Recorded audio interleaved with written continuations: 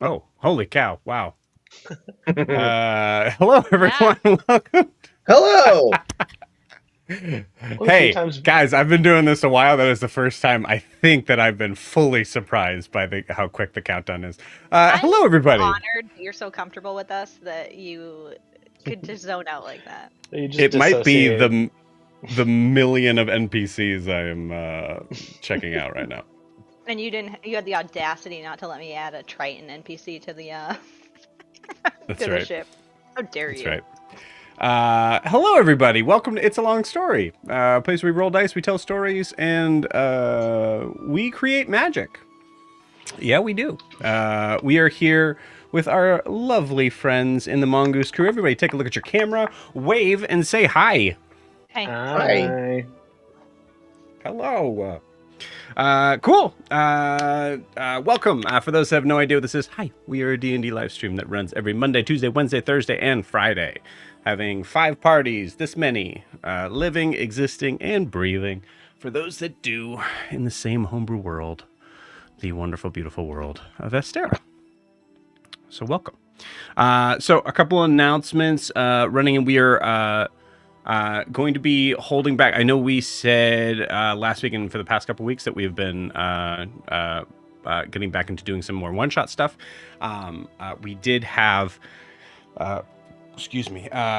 we did have a player drop from both campaigns. So there is some extra sort of stuff and work we have to do in transition of being able to kind of move that in, move someone else into that spot.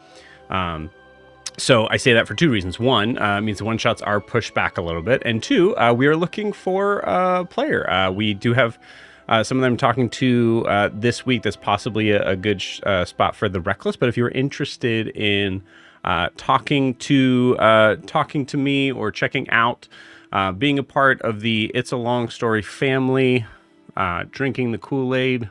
Just kidding. It's delicious. It's not Kool-Aid. I mean, yeah, it's not Kool-Aid. It's Flavor Aid. I'm a little dizzy tonight. It's Flavor Aid. Yeah, but if you are interested in joining, we have a couple spots open for both our. We have 1 spot open for both our Monday and our Friday campaign currently.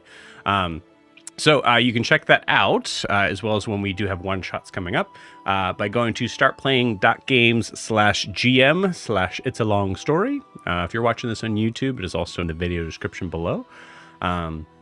So please check that out, and feel free to message me. We'll talk, and we'll go from there. So thank you in advance. Cool. Yeah. I believe that's it as far as that stuff goes. So the only other thing is for those who are wanting to support the channel, the best way to do so is to like and subscribe where you're watching this, whether that is on YouTube or Twitch.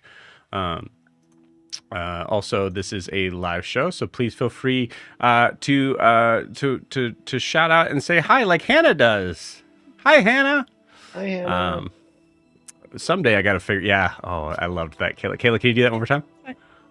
That's great. One of these days I'm gonna figure out how to be able to put it on the other side.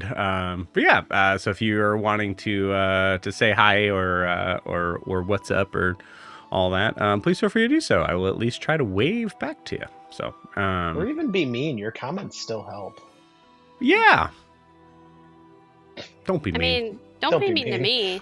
Don't be You mean. can be mean to Jamie. He was hitting on my husband. Yeah, That's true. I saw it. It was shameless too. You can be mean to me. I deserve it. Oh, it was- well now we it was can. That's so sad. Sad and Miranda's disturbing. like, I think Jamie likes it. Miranda's like, I don't fall for it. Which is fine. Not yuck and yums here on It's a That's Long not yuck Story. and That's for damn sure. We support all kinks. We support all. I heard cakes. I know you said kinks, but I heard cakes. Oh, I'd Hey. love. I mean, we also support Cakes- all cakes. Cakes need support. Is there a cake that we don't support? Let's be honest, guys. Yeah, fruit cake. Yeah. No. I'm not Fruit touching cake's that. great. It's the worst cake. Okay, Carrot cake? No, Hey, carrot first of cake all- is As long as delicious. there's no raisins in the devil's fruit, it's delicious. Oh, who puts raisins in carrot cake? Also, yeah. Hell yeah, Jamie. Cool shirt.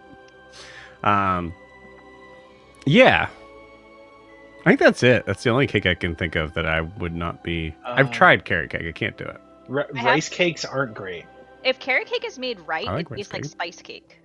Like the Quaker like rice crackers. Yeah, those are Yeah. so good. I'll make Judy Smith make you a carrot cake, and you'll. Okay. You'll Yeah, change carrot cake's delicious. You're objectively wrong. Oh wait, Okay. Also with raisins are fine, but like it. the No, God, are you the type of person that like bites into like an oatmeal raisin cookie, and you're like, oh, what a nice surprise. oh Because yeah. if you are, So, I don't ever want love to talk raisins. to you. Ugh. Yeah, I really love Cookies that. are good. Okay, there we go. Now Kayla's right. I really love that Yeah. Mike is abstaining from having an opinion. I like oatmeal raisin cookies if I know they are oatmeal raisin cookies. I'll pick them all. Oh. We're talking about Yeah. goddamn cakes, Mike. Get with. No, we Two of my jumped to friends- cookies. We did jump Yeah. to cookies. 2 of my friends aren't cake people, and so they had wedding pie, and that was really good. We had wedding donuts. Are you still friends with them? Yeah, Or- Pie's I would great. be so. I No. like pie. I would be sorely disappointed if someone They had a wedding pie. They had pumpkin. They had all different pies. They had like End 20 of different friendship. pies. They had End of like friendship. pumpkin pie, and it was so good. No, wedding pie's weird. Nah. Yeah, Wedding no, pie's I don't weird. like it. I don't like Yeah. it. At that point, Incorrect. It was. I will Just say it don't was have definitely dessert. a thing. Just don't have dessert? Did My they? God. Did they get married in like 2013, 2014? They got married in 2010. Okay, yeah, that was like definitely a thing, like in the Mumford and Son years. Oh, was, like, hey. wedding pie. Stomp, Well, it clap, was go more- hey. It was more of them both not liking cake that much, and then being like, Was well, it we like also in a pie, it's our barn? wedding. The Mumford and Son. Yeah, Mumford and not. Sons Wedding- really did a number on weddings. Let's be honest. My- wedding donuts are fine because they're close enough to cake. My wedding was themed after a Mumford and Son song, so I feel like there was an abundance of burlap, sure, but we Yeah. but like it was us at the time, and like I love our pictures. It was great, but No. yeah, it was definitely a Lumineers, too. vibe. I My think it was cake- a space for granola people to really be able to feel not shamed by wanting their wedding to be in a barn outside barefoot. Did we get No, I didn't married at want an that. apple orchard? Yes. Stomp and holler. I love it. That's my. That's like my day Chris list on Persia made Spotify my every cake, morning. too. What's that? Hannah said wedding donuts. Wedding donuts. Yeah. Sure. Yeah, Close enough. we had wedding donuts. Our venue was cake? was a apple orchard, and they like Yes, made Mike, apple cider donuts and stuff. Oh, apple- Yes, Mike. I see that mustache. It wasn't thick enough. I gotta do it again. I'm Okay, doing the that's what she said. early 2010s, like, Oh, mustache yes. tattoo. I remember one of Joe. my Oh, where did Joe go? You brother's kicked friends. Joe off the One of my stream brother's with your friends got mustache. that when I was I in middle hate- school, I hated and I thought doing it was. I thought it was the coolest thing ever, and now I'm like, it's not that cool. No. For what it's People worth, I actually hated got doing it. tattoos, right? Yeah. Yeah, They were my- real yeah. Welcome back. Yep. Yeah, welcome back. That was so 2010 that my computer couldn't handle it, Yeah, and you made your computer obsolete. and said, "What is this? Windows 90?" You know, so you're operating on Yep. Windows. 99. Windows, yeah, It would've been- Windows, it would've been XP. Millennium Edition. Yeah. Incredible. So we're a D&D live stream. and part-time podcast. Part-time podcast. Did I go over the answer? Last thing, if you were wanting to check out our social medias, we have it right down there. Look down there. There it is, right there. Our Instagram and TikTok at It's a Long Story _TTRPG. We have an ad for the Reckless. I'll probably have another one on Friday. Please feel free to check it out. Say hi, like, and comment if you want. Please and thanks. Thank you. As I am pulling up, like, my entire, like, all my tabs just went down. So as I'm pulling those back up, we need to get a recap of where we left off with the Mongoose Crew. So, Lorianne, please take it away. I think instead of that, we're gonna just talk about cake more. Okay, cool. Yeah. All right. So we started off last session with Eldrin and Zaris. Zaris gave Eldrin a potion that was able to clear her throat so she could talk. And then also some gross bugs and demons came out of her mouth because that's what happens when you have the common cold. The you know. Zaris tried to catch one, but he couldn't. It was really gross. Whatever.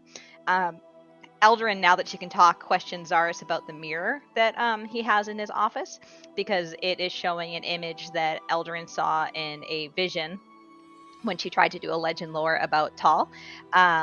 He tells her that the mirror is from Ashar, the Marid that the Mongoose Crew killed when he was possessed by Tal, but somehow he's still alive, and out of game we know it's because of Zaris.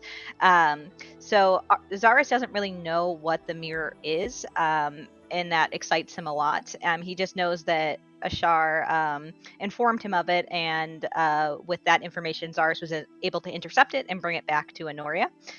Currently, though, the mirror is not working how it should be. It's supposed to show you a place you've been, but right now it's fixated on a place Ashar has set and been.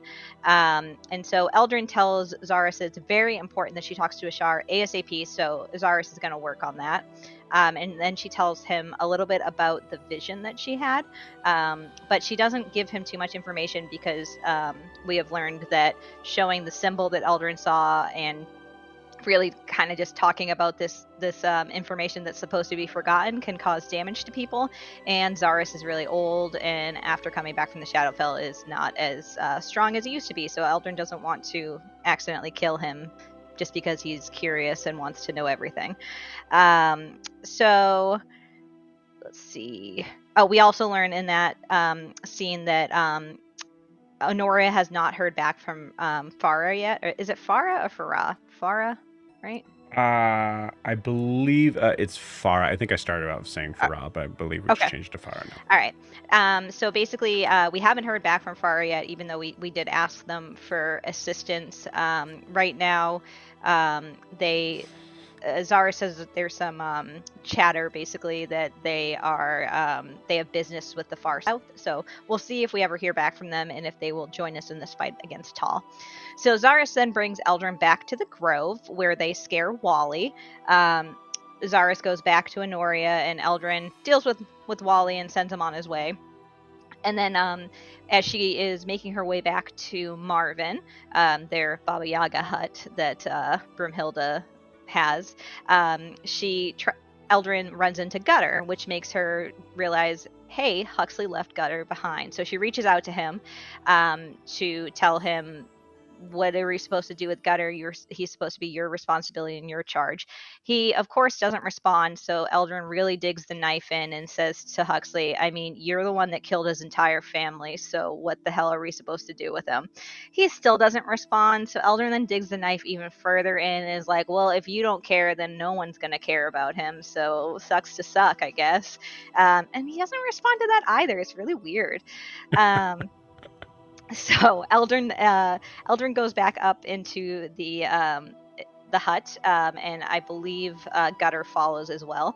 And we proceed to have, just some fun conversations with the group. Broomhilda comes down and lets us know that she needs to go run an errand, and she would prefer to do so alone. So she puts Seren in charge of Marvin. It's basically Marvin won't do anything without Seren say so. So after Broomhilda leaves, before Broomhilda leaves, she lets us know a few key pieces of information. We need to take into account the North Wall, which is where we would have to show identification or paperwork for all of our magical items, which we don't have. So it is suggested that maybe we can take a boat to avoid that, which is Eldrin is not happy about. She just likes boats and pirates. It is made very clear throughout this entire session. Broomhilda says that if we do decide to take a boat, she's going to need to make Marvin smaller so that he can actually go on the ship. So we're going to have to figure that out at some point too, because Raylor is only protected really while he's inside of Marvin. So, but that's something we kind of talk about later. So Broomhilda tells us that we can start on our journey, whatever we decide while she's gone. She knows how to find Marvin and she'll catch up with us. So once Brimhilda leaves, we have 3 different conversations at the same time, with Eldrin discussing her disdain for boats, while Guar discussed Brimhilda and what's going on with him and her, and others discuss Gutter and what to do with him. Milo tries to smooth over any tension that occurs within the group, and when that doesn't work, he decides to just give Gutter coffee, and surprisingly, it calms Gutter down. So maybe Gutter has like ADHD or something. We don't know. So Guar Guar laments even more that he just wants Brimhilda to open up more, and Milo basically tells him just slow his roll. You haven't been in a relationship that long. It's gonna take her a really long time. Like, she let you into her house, dude. Like, calm down. And so Eldrin and Noros leave and go to another room to discuss her coming back from Minori and what was going on there. They discuss boats for a little bit, and Eldrin begrudgingly agrees to try to go with the flow. She also tells him about Ashar and what happened with Zaris, and then Eldrin and Norris take about 20 minutes just to do things that, for themselves. And then they go back to the group, who are still talking about Brumhilda and Guar. And so we decide that it's time for Seren to reach out to her friends. So she uses a sending room to reach out to her pirate friend Lucia. Seren also, before she goes into the sending room, makes it very clear to Eldrin that everything she's saying and her opinions on boats and pirates is just wrong. But I like to believe, and I can say this because Eldrin is mine, that Eldrin did not hear her, or chose not to hear her. So we determined that it's going to take about a day and a half in Marvin to get to Celeste. So Seren explains that to Lucia and also talks to her about what's been going on in her life, specifically Raylor. And Lucia agrees that she will meet us in Celeste, and she'll be able to get us to Grifton. But we will need to pay the crew, so we have to figure that out. And we also find out that Lucia does kind of know Huxley and did business with him in the past, so that's fun. After Seren is done speaking with Lucia, she reaches out to Huxley and tells him where we're going, and tells him he can meet us there. We don't know if he's going to, but it was worth a shot. Marvin then lets us know that he can navigate us to Celeste. Seren just has to give the order. So she does that, and then we head towards Celeste, and the worst thing that could ever happen to Eldrin happens, and she gets motion sick and learns that she can get motion sickness or seasickness or whatever, and she's a nightmare, and she throws up, and Guar has to cure her, which annoys Noros. And so that was fun. So Brumhilda comes back with a plant and a large coin purse, and Brumhilda's being a little weird and kind of being more to herself. She goes right back upstairs to attend to Raylor. Wilbur is I don't know why he was on the roof, but Wilbur decided to go on the roof at some point on Marvin, and unfortunately for him, it started to rain, and he got absolutely soaked, as well as Gutter. They come back inside, and Seren tells us that it's going to take about 2 days from Celeste to get to Grifton by ship, but also with the caveat that we might need to go a different way because pirates want to avoid Nova Sol in some of those ports. So Guar also tries to make amends with Seren by giving her a potion of healing as a symbol, and saying he recognizes that can't help Raylor at all, but it's a symbol, so it's a start. So then Guar, Milo, and Noros decide to play poker, and unbeknownst to Noros, Guar, and Gutter, it's strip poker, and they find out once one of them loses the first hand. We also learn that Milo is very good at poker. We don't have to make it a weird thing. It turned into strip poker. It wasn't. Actually, I like to think that it was Guar was the first to lose, and he's like, "All right, I have to take something off," and Milo was like, "Oh, all right, this is what we're playing." It wasn't like Milo tricked them into strip poker. Milo tricked them into taking their clothes off. So Seren then leaves to go check on Raylor. He is feeling better, but is still pretty weak. Her and Brumhilda talk a little bit about that we need to figure out how Raylor can be outside of Marvin and not rat us out, basically, to the person who's controlling his simulacrum. And Seren reminds Broomhilda that Eldrin says that she may have a way, and that Persona told her that in her toolbox she has a way that she can do that, so she's got to figure that out.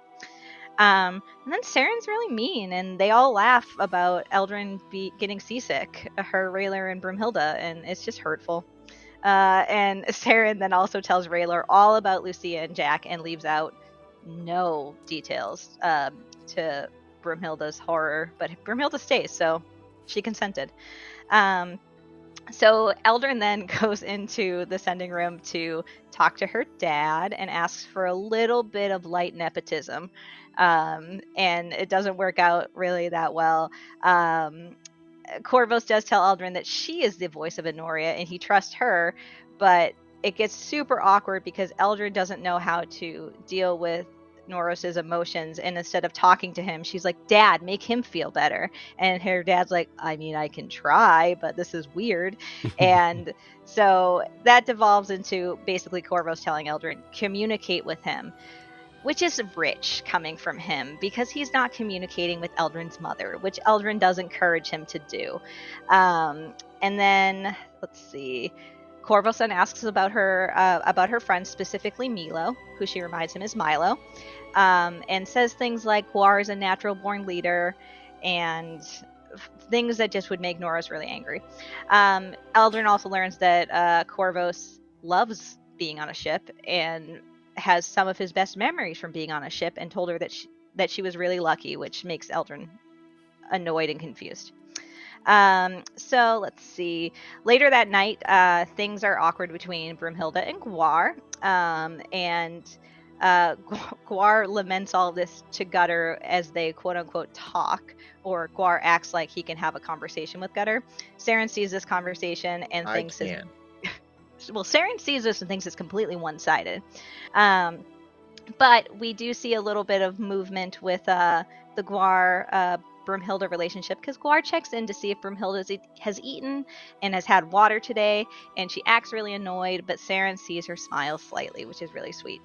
And then there's also a little bit of progress, unbeknownst to Wilbur, between Wilbur and Eldrin, because Wilbur is taking a nap in a corner after getting all wet from being in the rain, and is kind of shivering a little, and Eldrin covers him with a blanket. They still haven't talked about their emotions, but Eldrin's still going to take care of him. And then Seren uses the sending room to talk to Hagen. She tells him about Raylar, and it gets sad and emotional pretty fast. She explains to him everything that's going on, and Hagen is going to meet us in Grifton, but he's busy and has things he needs to do. And instead of ending the call there, Seren said, I'm going to listen and see what happens next. And then she heard Hagen sobbing. So she feels really good about that. And then we cut over to Eldrin and Noros. They are chatting. Eldrin's taking her dad's advice. She basically tells Noros that she wants to make him feel special and like he belongs. And Noros acknowledges that he is not as strong as most of the Mongoose crew, and he's come to terms with that. But it's not her job to make him feel better. Eldrin doesn't like that, but they deal with it. And then Noros agrees to help advise Eldrin when it comes to like his viewpoint on the common soldier, and they end their night with Eldrin interrupting Noros in the middle of something he's saying just to ask him if he wants to have sex.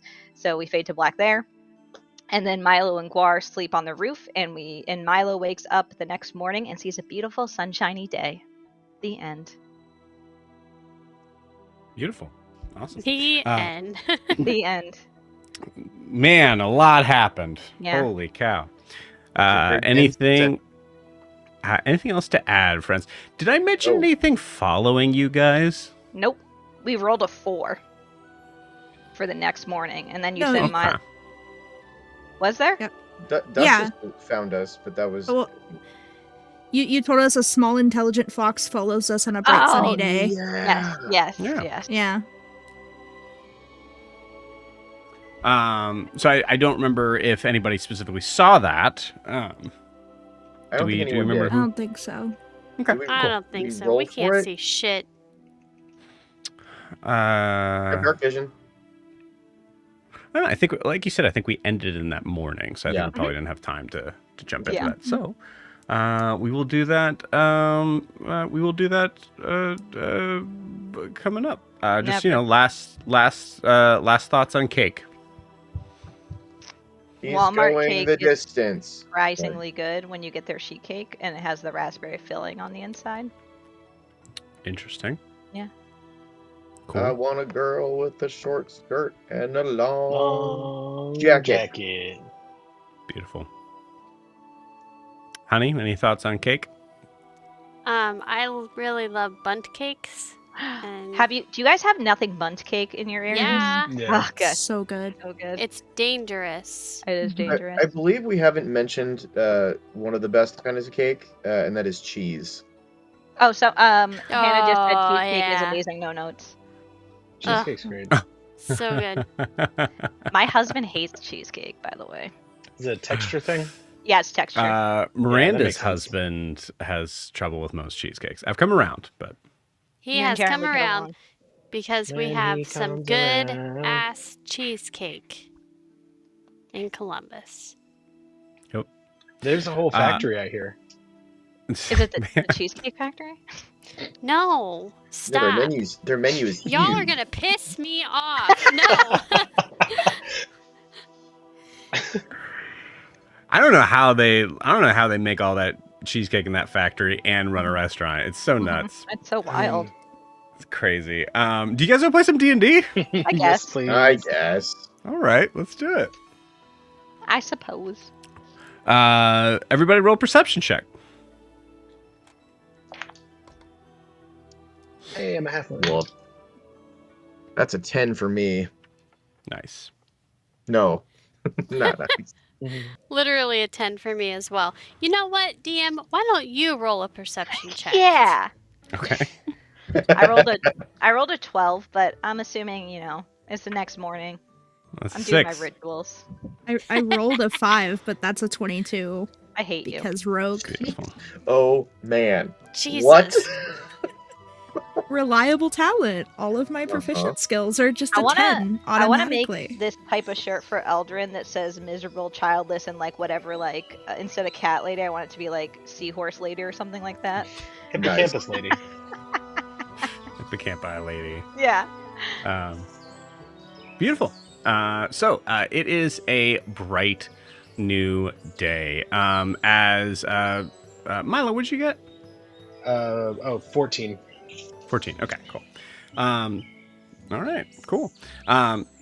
So as you all are waking up, it is for the most part seemingly you feel this sort of steady motion that some of you have at least gotten used to enough to be able to sleep to it. As Marvin does not need to stop moving. So Marvin actually was moving even in the middle of the night. Eldrin had a rough night. Eldrin had a rough night. Makes sense. So I think as you guys wake up, the day is yours. Anything you guys would like to do? You guys are still in the middle of the forest here. So do we still have a full day until we're in Celeste? It's possible. I'm going to roll some things, but there's a possibility that you might get to Celeste by the like the late evening. Okay. I have to check the map to be sure.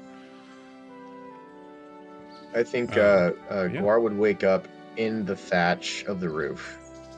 I'm still naked from the night before, but my armor's all next to me and stuff, so I would probably sit up. I would imagine Milo's probably still sleeping. Would that be fair to say? Yeah, I think he probably sleeps later than you. Guar wakes up pretty early to do his rituals, so he would very kind of wobble, even a wobbly way, kind of do his ritual of getting his armor ready and going through his moves with Celeste, the weapon, not the town, and just kind of reaching out, just kind of doing his whole guide me, help me, be a good boy for you, Bahamut. So Be a good boy for yeah. you. Yeah, that's summarizing.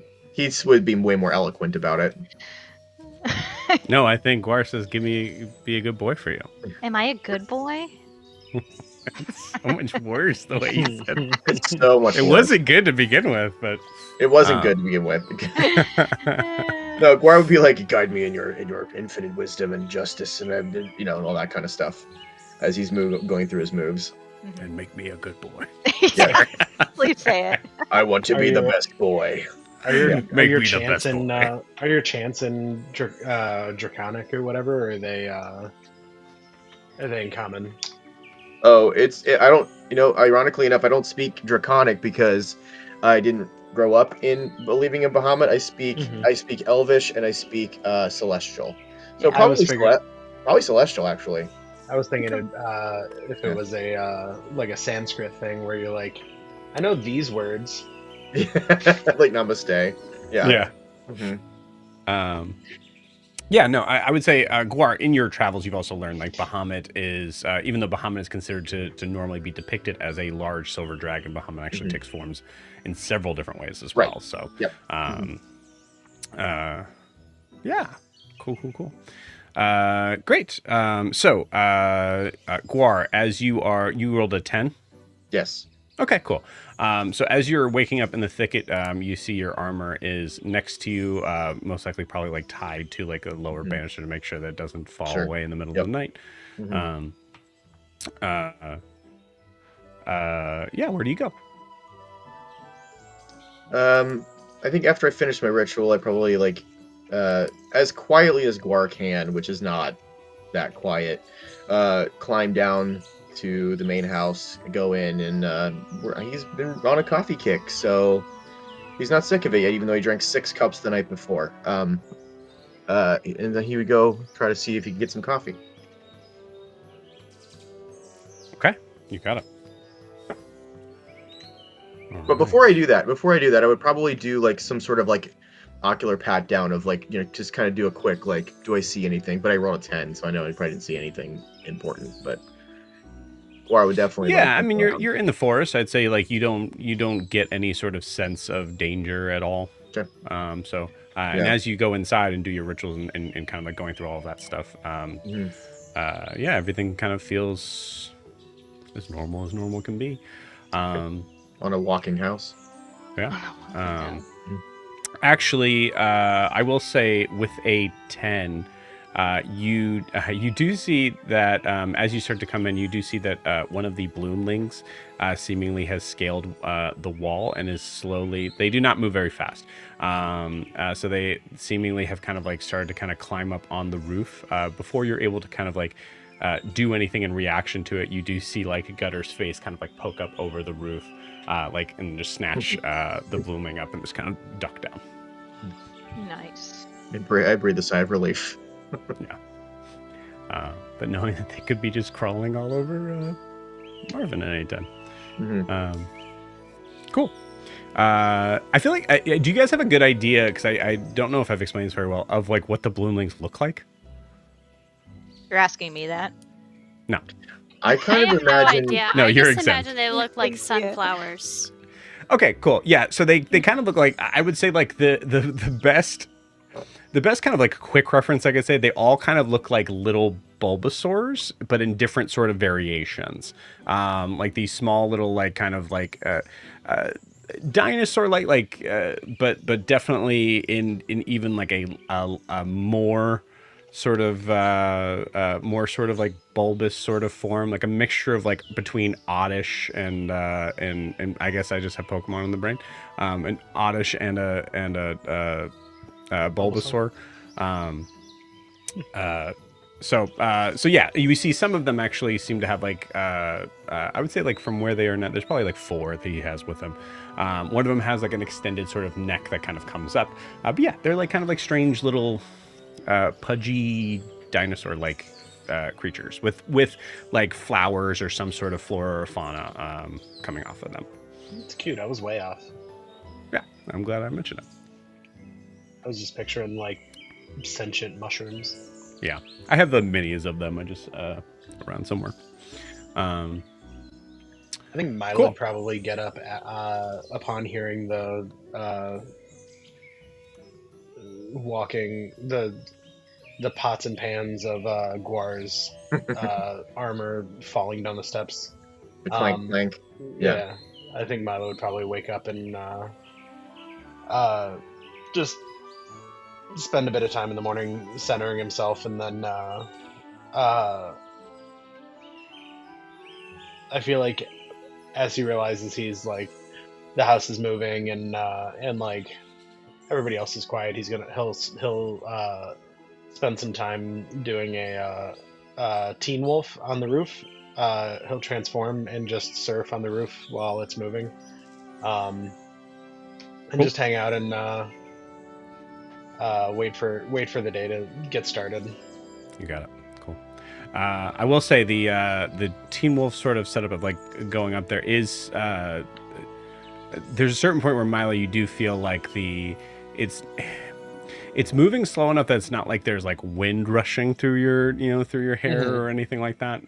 So just to kind of give you a perspective of like it's slow movement, similar to what you would imagine like a giant's walk sort of thing. It's more like that. But yeah, cool. It still feels awesome. Yeah, absolutely. Seren, where do we find you? Seren would stay in, I guess, still Broomhilda's room with Raylor. And she would probably just wait until he wakes up, and she'd be looking out the window and probably watching the trees a little more closely than everybody else is, because she saw one of them try to attack her one time. So that's she's assuming that's about where they're at, and so she's just kind of like keeping an eye on the trees. Okay, cool, awesome. So looking at the trees and like trying to kind of keep an eyesight sort of out along there.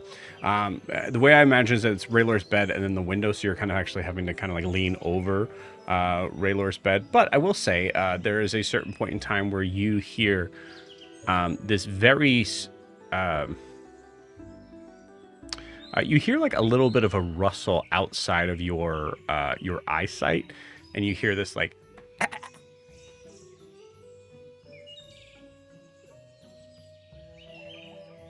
Gutter?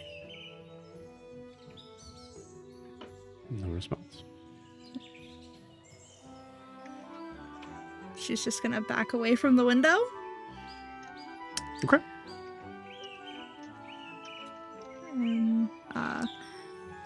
Has Broomhilda shown back up yet? Broomhilda really hasn't left that spot. When she's falling asleep, she's pretty much falling asleep at her desk. I'm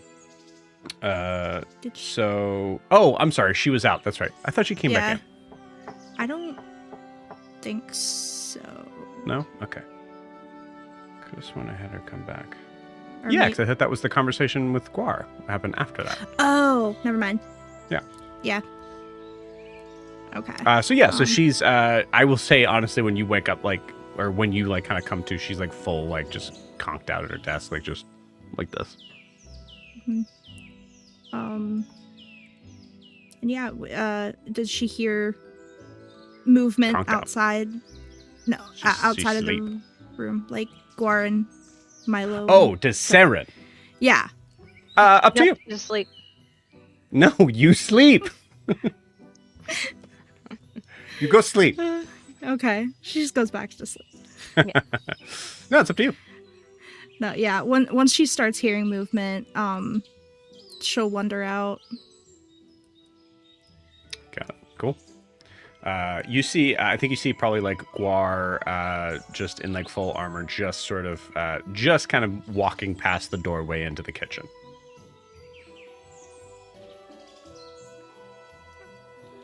She walks right past him and down to the war table. Okay. Got it. Hey, sir.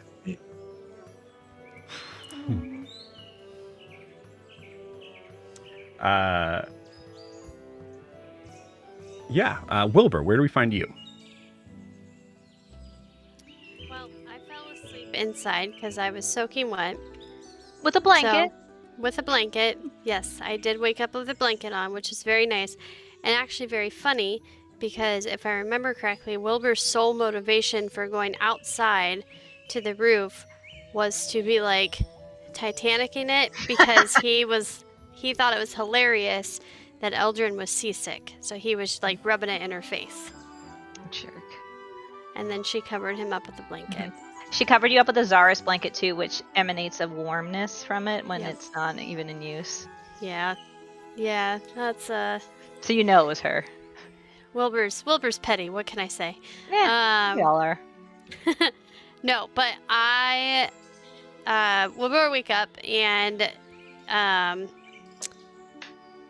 think he is going to just walk back outside of the boat and just look around to see if we see land. Because Wilbur has no boat? concept. Sorry. Walk outside, period, and just take everything in. Okay. You got it. Sights, sounds, new place. My brain's about half working right now. Awesome. Cool. Give me a Constitution saving throw. Oh, man. I hope you get seasick. And by seasick, I mean land sick, because we're on land. Because of boats? Because of Boats and hoes. 18. Damn it. Okay, great. As soon as you open the door, because all of the bloomlings were designated to the front porch, there are still 2 that are on that front porch where the doorway is. So as soon as you open the door, you hear this like weird sort of like high-pitched squeak that I cannot do. And you see this of air, and you immediately are able to kind of like shut the door. And not suffer the effects of the bloomlings. After, 30 seconds or so, you can open the door again. Yeah, I think at that point, I'm going to just yell, like, gutter at the top of my lungs and be like, whose turn is it to be watching him? You see Gutter kind of actually appear on the other, like, to the left side of the house, just kind of like hanging on the window. You see there's a bloomling under his arm, and he's just kind of dangling from the top sort of part of the window, full just monkey buoyant. If I remember correctly, it was Milo's turn to be watching him. Or Milo last had responsibility of him. Who are you saying this to, Gutter? No, I'm saying it out loud. So now I'm going to just yell Milo at the top of my lungs. Okay. Seren's slowly pulling out a chair at the war table, like, okay, at least it's not me. You yelled for Gutter, so he's hanging in the window just waiting. You hear Milo respond, I can't hear you, I'm being awesome.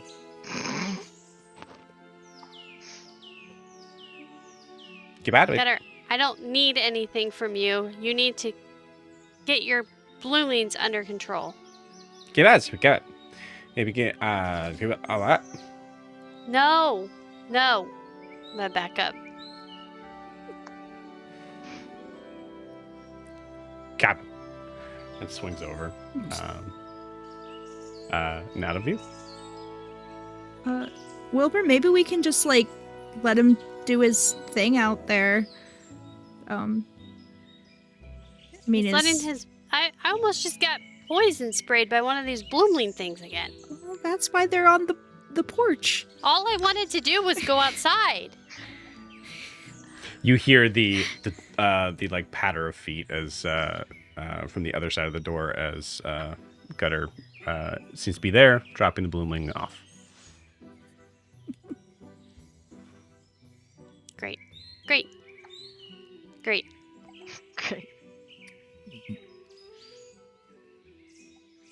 Is there coffee? Should I make some coffee?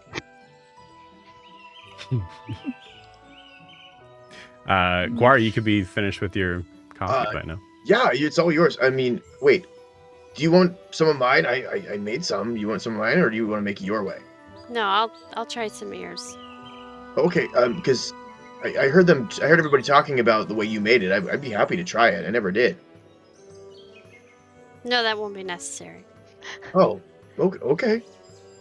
You said you put, like, steamed milk in it or something? Yes, I frothed the milk. I did this thing. Well, this is much less messy than when I made it. Well, I mean, that doesn't sound bad. Why would people not like that? I don't know. I worked really hard on it. I could imagine. Would you mix it with the coffee? I, like, poured it over the coffee. I, like, even tried to make a little design. Why that would didn't we work, not like but- that? I don't know. I worked really sounds- hard on it. Delightful. There's protein in it. There's some good fat in there. That it would wake you up. Make me one.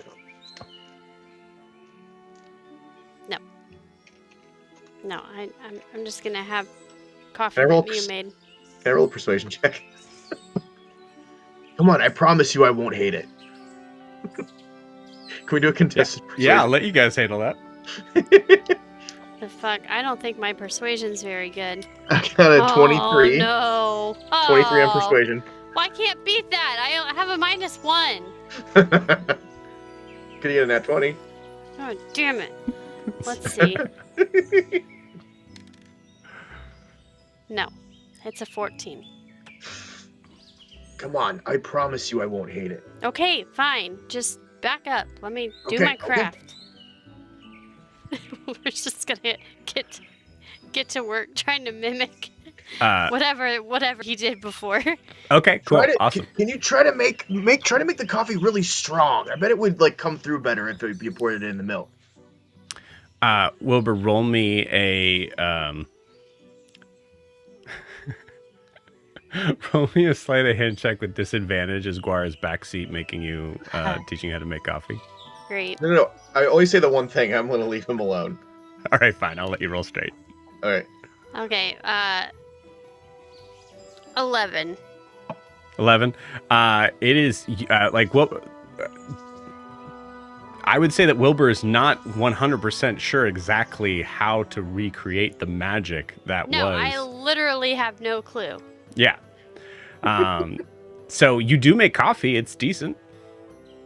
I Is think there's a point that I would say that Wilbur, you didn't make it quite right, but as you have the kind of like creamer sort of area where you're trying to where you have the possibility of trying to make that sort of picture, and it is your choice whether or not you give it a shot. I'm gonna give it a shot. Okay, cool. What do you try to make? I'm gonna try to make a sword. Ooh. Okay, you got it. We're keeping that 11. So, Guar, you see some sort of phallic This looks like a sort of penis. shape. That was exactly where I was going with it too. Yeah. And in this moment, I would say Noros also opens the doors. Okay, yeah, honey. No, I understand. Maybe give that one to Noros. I fully understand. Do we hear any words from the doorway from Eldrin? No. As Noros is coming. Okay, yeah. Close the door. Walks in the kitchen. Guys, I don't know about this boat. Coffee? Give that one to Noros. Coffee? Why is there a picture of a penis in my cup? I made it just for you. Thanks. I turn around to face away from Noros, looking at Wilbur like, Thank you. I would love Thank you. Seren to just walk in right now as she hears penis in my cup. best part of waking up. Noros just looks at Sarah and goes, "Coffee?" Oh, Being I'm not rejected offended twice. at all. No. I prefer tea. Okay. All right. Why is there a penis in it? I mean, I can put frothed milk over tea. You want tea? I'll make you tea. Yeah, sure, yeah. I'll make you tea. Guar's barely keeping it together right now. Noros drinks it and then announces to you all. So Eldrin is still sick. So she didn't. Neither of us slept great last night. Mm-hmm. Yeah. So- The sickness, right? No, for real. I mean, yeah. If you want to go in there, be my guest. I mean, All of this because of a boat? Don't you all get tidal waves down there and stuff? Noros, I gotta ask you a question though.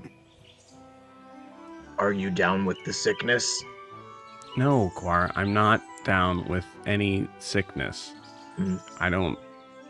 Maybe we, maybe, Upstairs, maybe. you up on the roof, you hear a thud, and you just hear Milo shout, "Wah!" Was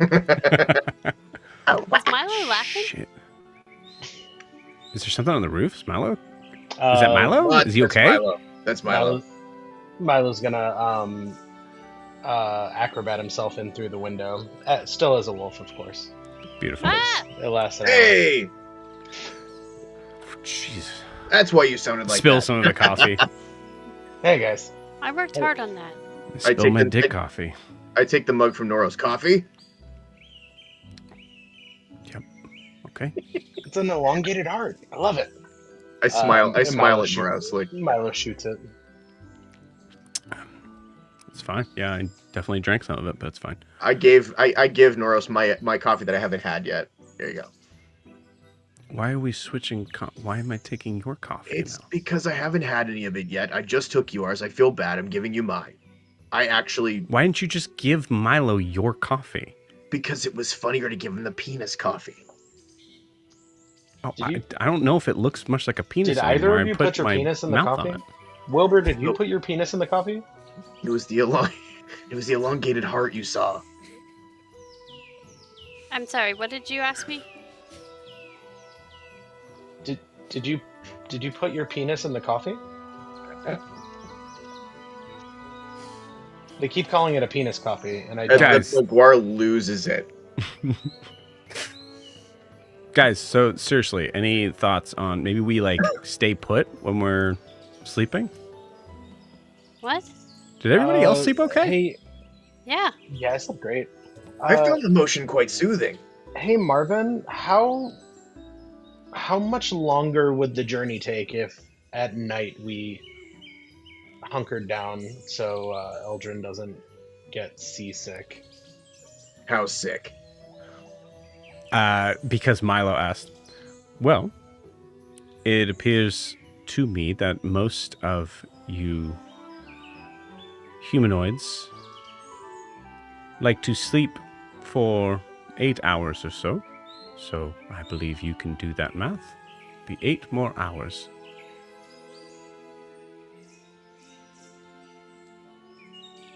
That's like half a day. That doesn't seem right. Yeah, okay, yeah. Marvin, can you do that math again? Sure. Calculating. Yep. 8 more hours. That's just not feasible. Does Also, Marvin, won't we be there later today? Weather permitting. Maybe. see, that would have been that would have been a more relevant answer.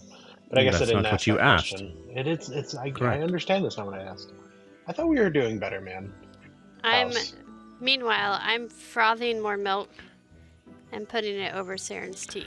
You're all aware that I am able to make anything that you want or need in this kitchen. And you're all standing in it? Yes? I'm not. Okay. Milo takes because it's not as established. It's not a large space. Milo takes a large step back into the living room. Into the like kind of like Yeah. the upstairs sort of foyer. Yeah. Yeah, whatever the space is that's not the kitchen. Yeah. That- Cool. I think because I imagine Eldred, you probably asked Norris to do something very specific, and Norris has not been back yet. So is there a possibility that Eldrin opens the door? No.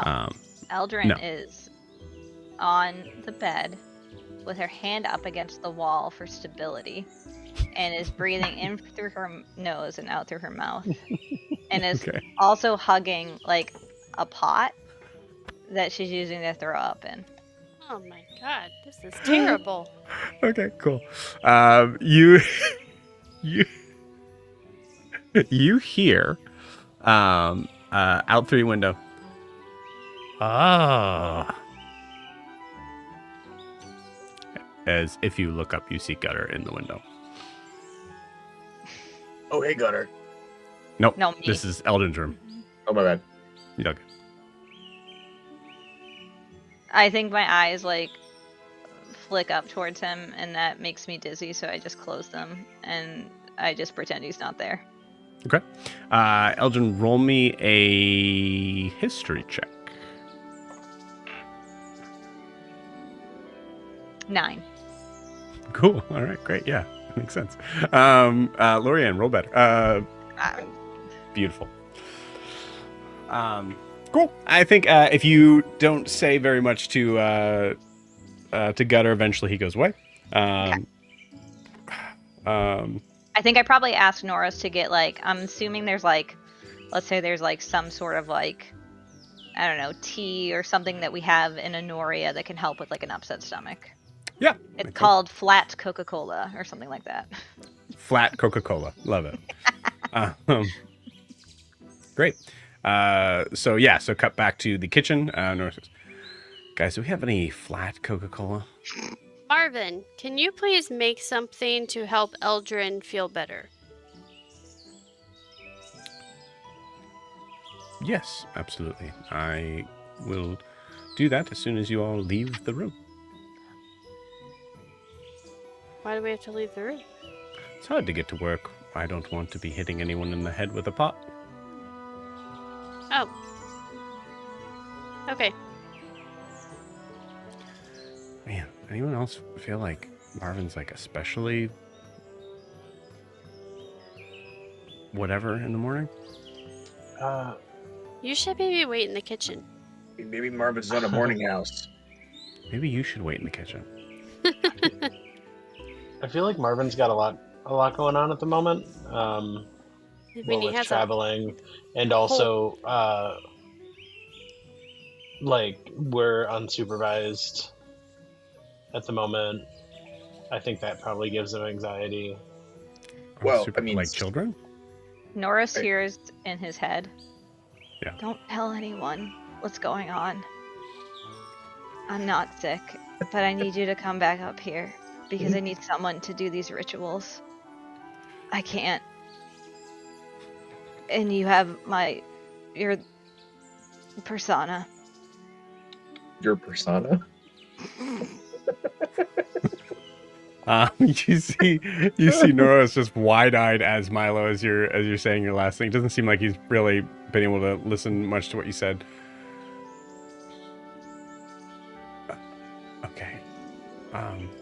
Marvin, just bring that flat cola to Elgin's room. I gotta go, guys. I guess I'm...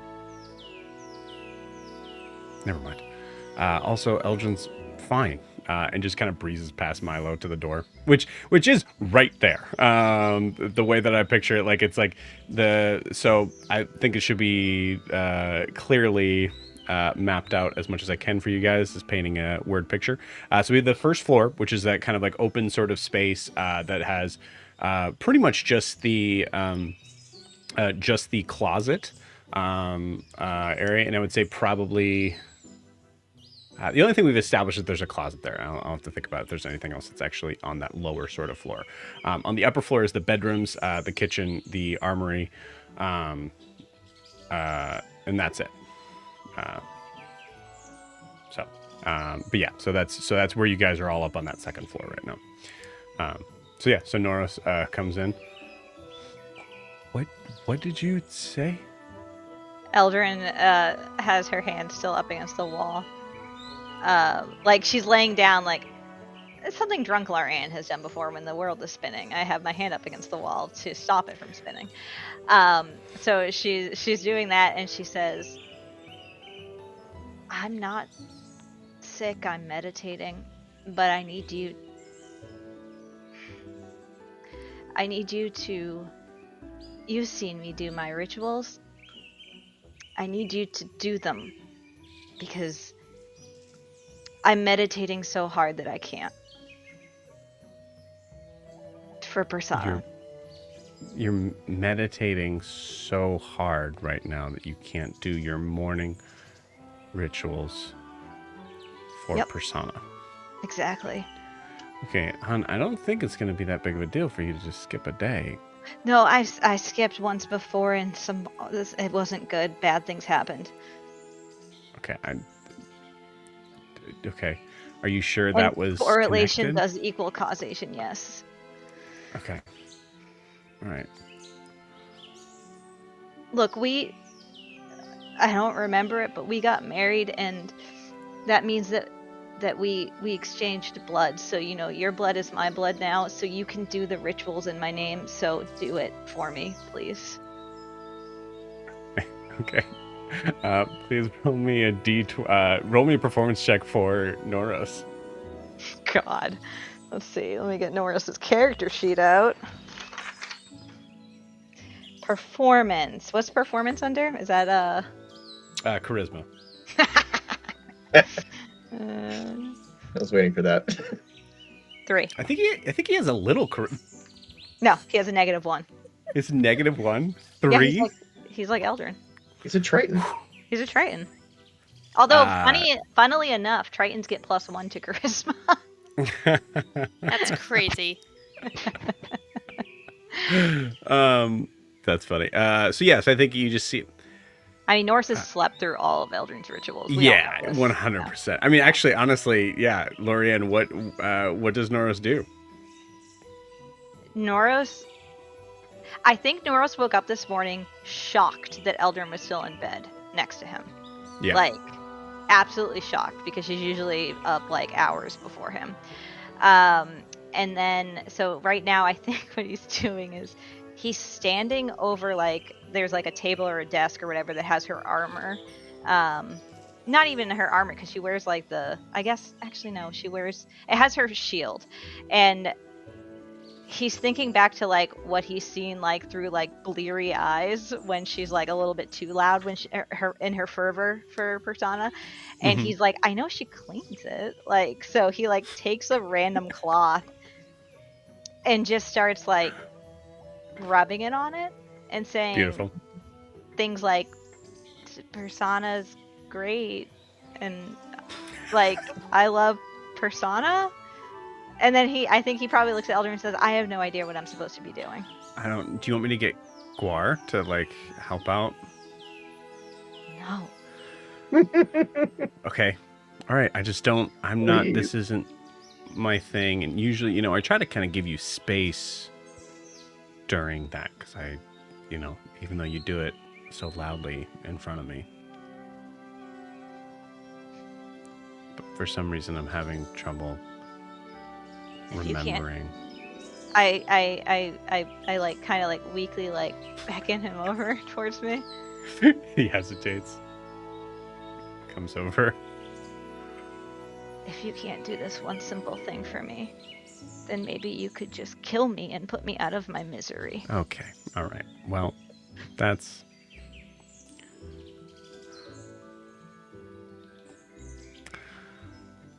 Yeah, okay, sure. How do you want to do it? I don't know. Maybe just a knife to the heart, like you just did to me when I saw you try and clean my armor. Okay. All right. Well, I know you're meditating, so you're upset. So I'm gonna go I'm gonna talk to Broomhilda and see if there's maybe some... I grab him by the like shirt and pull him in, and I say, this is the most embarrassing thing and the most shameful thing that could ever happen to me. Okay. You tell no one. All right. Well, they already know. And Broomhilda doesn't, but Wilbur. What? How? Because you told me not to tell them too late.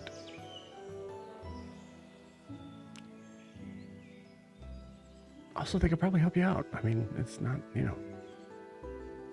I don't know how clerics do in being able to like put spells in themselves to like heal themselves. I can figure it out and I can help myself right now. I'm perfectly capable of it, but I shouldn't have to because I'm a Triton.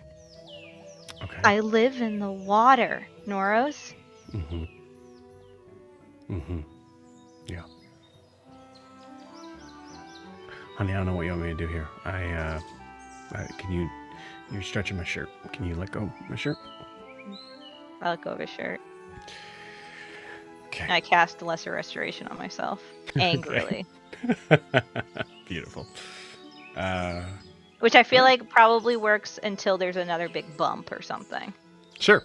Yeah, absolutely. It doesn't work right away. I think mechanically you're not dealing with the exhaustion anymore, but well, no, that would be greater restoration. Lesser I was going to say, restoration does for lesser the okay. No, I'm not dealing with the exhaustion. I'm dealing with the nausea. Like Cool. the sickness. You got it. Cool. Awesome. So there's still a little bit of Eldred being exhausted. Mm-hmm. Great. Okay, so I saw you do something. So can I go get the flat cola that you needed? No, I'm fine now. Because I used a crutch, I used magic. Because I'm not strong enough as a Triton. Okay. All right. I'm Are you supposed to hungry? be- You should probably eat something. I'm supposed to be the queen of Honoria someday, and I can't handle a little emotion. Mm-hmm. I'm an embarrassment to our race. You're not an embarrassment, and I think there's a moment where like you see Noro stepping back a little bit, like towards the door. You're not an embarrassment to your race. Like My father made a joke, although maybe it wasn't a joke. He made comes a back joke in closer. that if I'm not the captain of this ship in the next 2 days, that he'll disown me, which means that he was perfectly fine on a boat. You're fine on a boat. It's probably a ship, just in case that. A ship, vernacular. whatever. Okay. Maybe it's not. Maybe the ship will be fine. Maybe Marvin's just really bad at walking. That's probably what it is. Yeah. No, Yeah. you're right. That is what it is. I'll be Yep.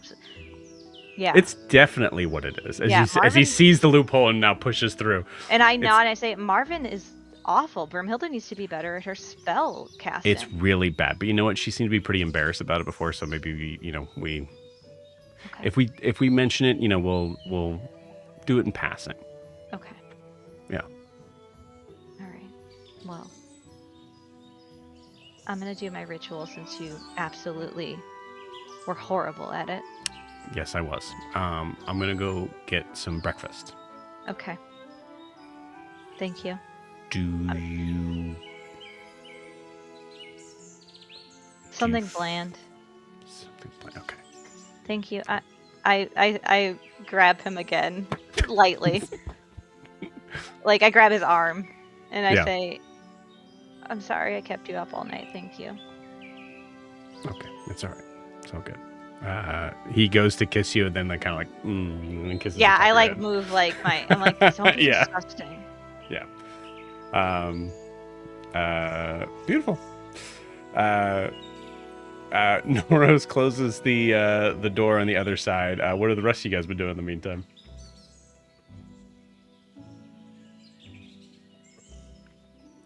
I think Milo's still a werewolf. He's probably by now gotten another cup of coffee and has made his way out to the front porch with the bloomlings. Okay. Just hanging out with them. What you said, they move slow, or so they don't have I don't that to me that feels like they don't have an erratic vibe, or They they're, do. They're not super definitely chaotic. easily scared. Mm. But I would say, well, yeah, you didn't see Wilbur do. I know you're. Go ahead and roll me just roll me a sleight of hand check, I guess. Okay.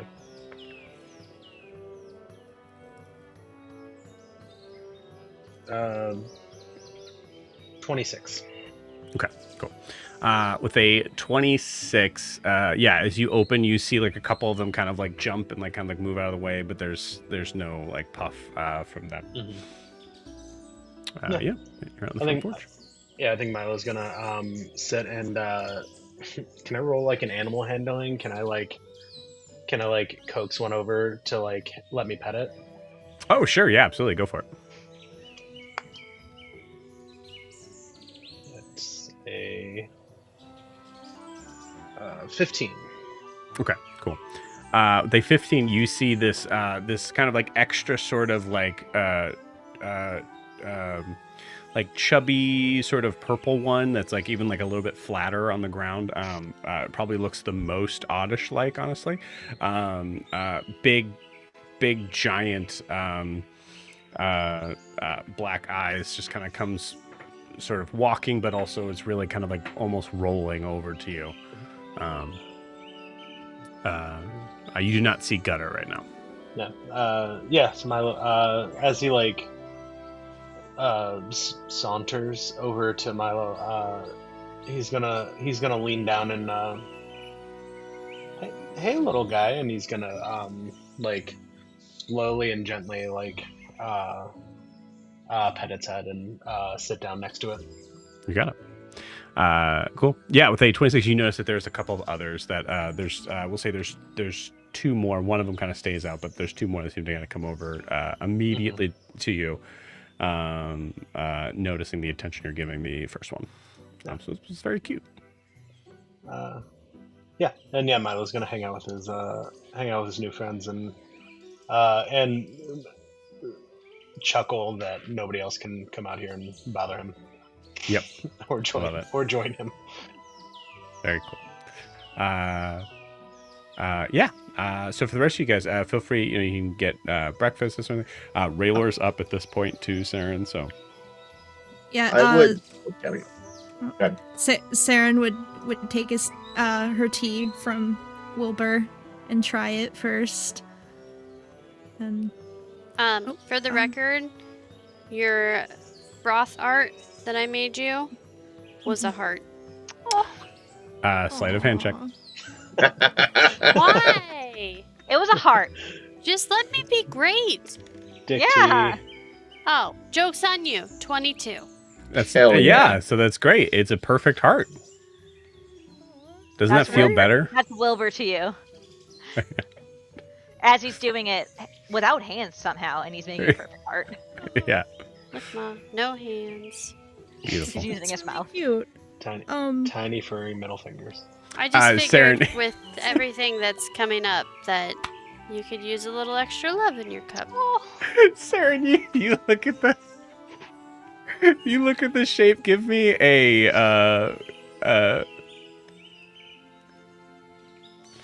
give me a history or investigation, your choice. Oh, great. And I'm gonna say for this, you can't use reliable talent for it. Okay.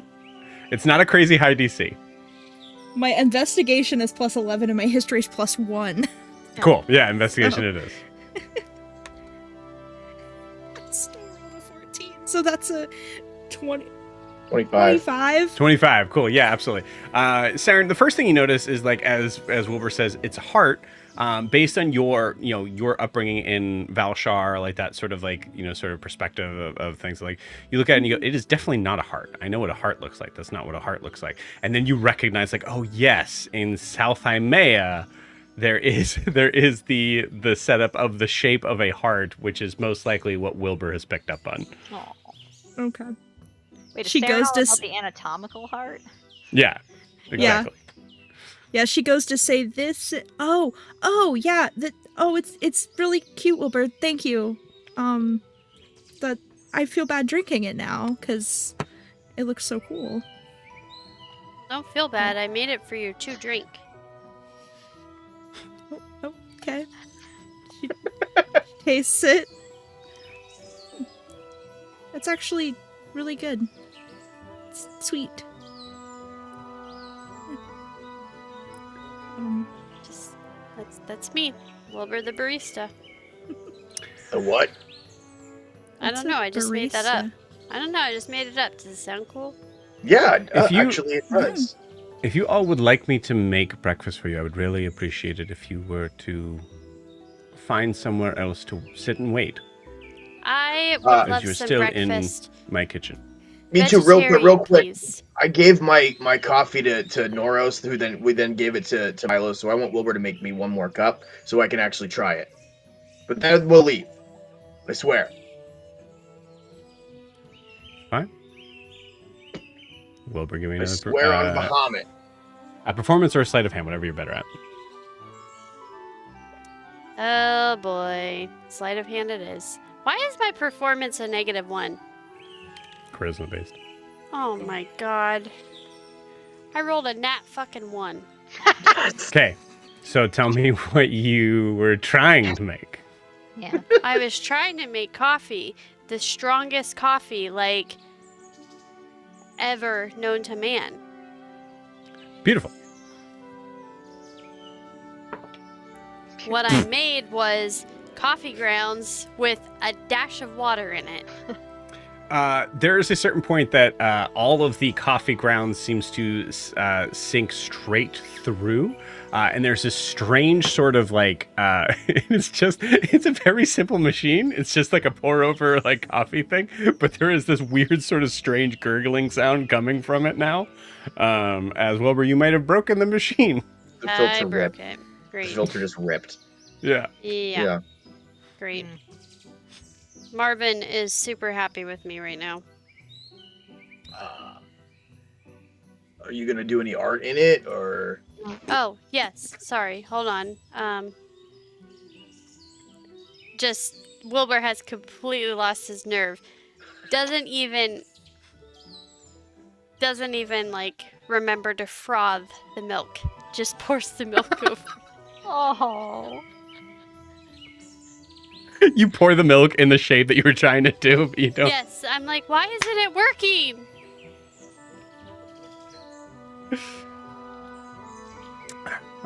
I am not designed to be this irate, so please, with all the kindness that I can muster, get out. Oh, okay. Sorry. Yeah, I'm gonna take the cup with me though. I'm a vegetarian. Thank you. I'm not. You guys walk out. Yeah, I have the cup with me. So Beautiful. Seren's still drinking hers, and she's like, do you think Marvin will yell at us if we ask for breakfast and drinks for Raylor and Brunhilde? I don't think I'd talk to him right now. Yeah, Wilbur. yeah, that's Wilbur, fair. What? it's really good. Oh, it looks really good. It's gonna kick. Gwar, are you okay? You see, as Guar says kick, the tongue is extended up enough that you can see the coffee grounds that are on it. Oh, admittedly, that's the worst coffee I've ever made. I am so sorry. No, Oh, stop. It's fine. Stop drinking No, it. Don't. No, stop. I'm grateful to you for breaking it. Guar, you're wondering where the carbonation is coming from? And I feel like this is like penance on some level. He's gonna get heartburn. Yeah. It still has, it's got an interesting smell as well. Did Wilbur accidentally find a way to make breakfast drink? Yeah, maybe. Yeah. While Eldrin is feeling okay for now because of the lesser restoration, Mhm. she does like a quick ritual thing. Cool. Enough. She's gonna go and knock on Broomhilda's door. Cool. You just walk past all this scene that happens right in front of you. I don't think you guys made it very far. I think you're just in, like, you're out of the kitchen in that same sort of area. You knock on Broomhilda's door. No answer. Actually, no. Raylor, we already said is up. So Raylor just... come in, I think. Eldrin opens the door. Cool. You see Broomhilda is there's an arm that is laying like limp like next to her, and the other one's like kind of like laying down, but you can see she's facing away from you right now, but you can definitely see that she is she's either unconscious or she's just fully conked out. Okay. So Eldrin will walk in and notice that and looks at Raylor. Says, well, I had 2 reasons for coming in here, but I suppose I'll just do the first. All right. I think there's a way for me to make it so at least while we're in the boat that you won't reveal our location or anything that could hurt us, at least. You have the wherewithal where you can submit to my spells right now, correct? Yes, it seems like that. You seem Okay. kind of like sit up a little bit in bed. All right. Well, I'm going to cast Geish on you and command you to do what I want you to do, and it will last for about 30 days. Do I have your consent to do so? Yeah,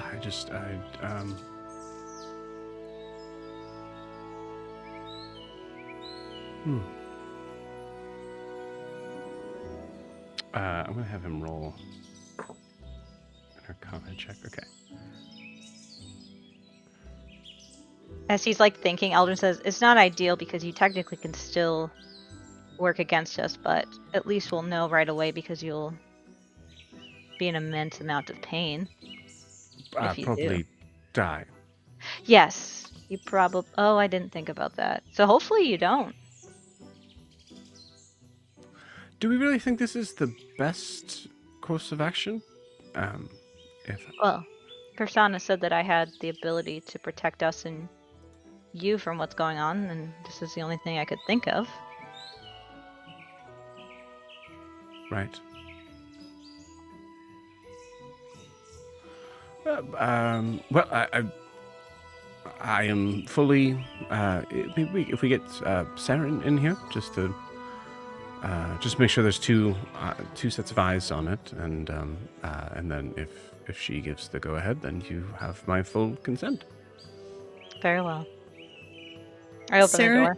Is Seren close enough to have heard like any of that? Elgin, did you close the door behind you? I did. Oh, okay. Yeah. So. I open the door. Cool. Seren. She's just drinking her tea, like. Seren, can you come here?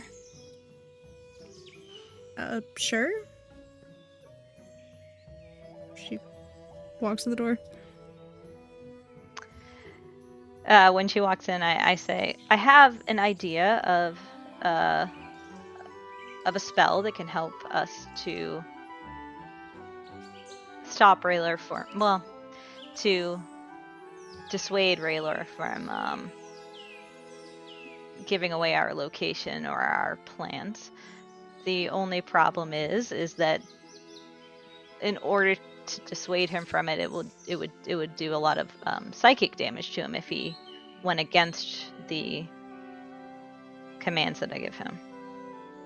Now, if it's Raylor like we here, I'm assuming he's not going to go against those. But Raylor brought up a good point that I didn't think of, that if basically he's not in control, he doesn't really have a choice. So... Yeah, and he can't heal right now without... Well, I mean... We have to figure something out. We can't take him off of Marvin onto the ship knowing that he can see and hear everything that's happening and relay that back to whomever is watching, correct? Yeah, but Broomhilda's done all this work to help heal him, and what's his level of health at? Would you say? Raylor? You look at Raylor in bed. I think Raylor probably mentioned to you at some point, like, I would like to try to walk today. So that. Maybe we could ask Broomhilda if she has any other ideas before I suppose, resorting to that. I mean, it's only once a day he would take the damage. You hear over by Broomhilda? Guar, here's the bushes.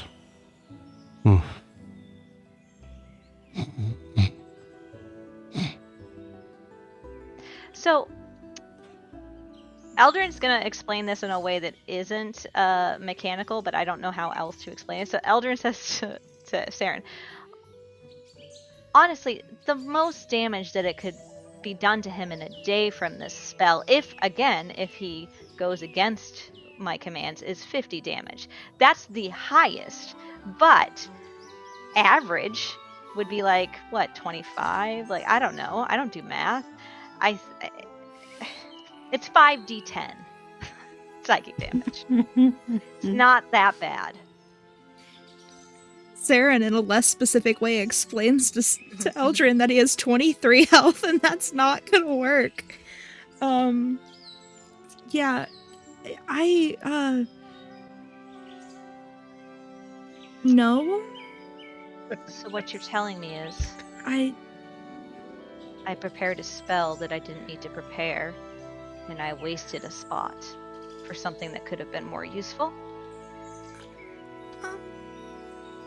I think it was a solid idea. yeah. Maybe Very we'll well. find another use for it. I suppose.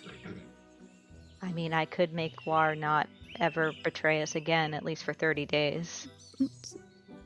Yeah. Or he would take at least 25 Yeah. on average psychic damage. I mean, if I rolled very poorly, he would only take 5, which is on par for me as Larianne. It's pretty unlikely, right? You would think that it's really unlikely. You would. I mean, Gore could probably, he'd be fine. Okay, well then we at least need to figure something out. Maybe. Okay, how about this? When we get to where we're getting to, Raylor needs to be blindfolded, and maybe as he's getting onto the ship, he needs to be deafened, at least for some of it. Not We are not ideal, but like we're not to speak about anything important in front of him. He is not to wander. He is to stay where we put him on the ship. I'm sorry, Raylor, but I know you're not a prisoner, but I'm not going to put my life in your hands. I have a kingdom to rule someday.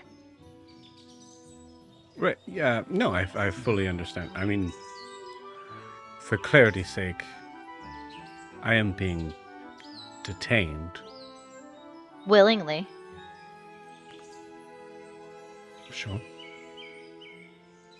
Well, I suppose unwillingly too. We can't let you leave at this point, so I'll give you that. So is this the spell that Persona was talking about? When he told you that you could protect us? I don't know. It's the one I thought of. I've been looking through my books, and I feel a little out of my depth. Oh wow, nat 20. Raylor looks at Seren and picks up on that. So this was something that you thought of, and that was in your book, or something that Persona gave to you?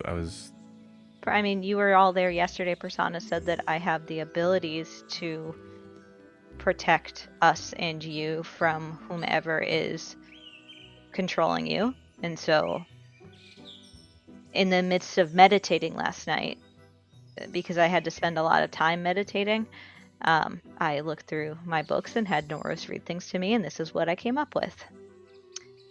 But obviously, that is not the right answer. Will.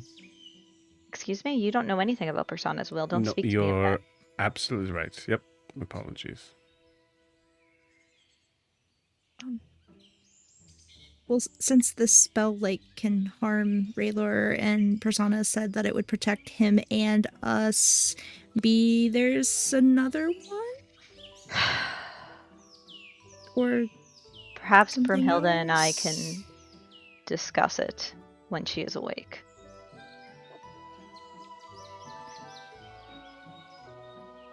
Or perhaps Persona has not presented you with the answer yet.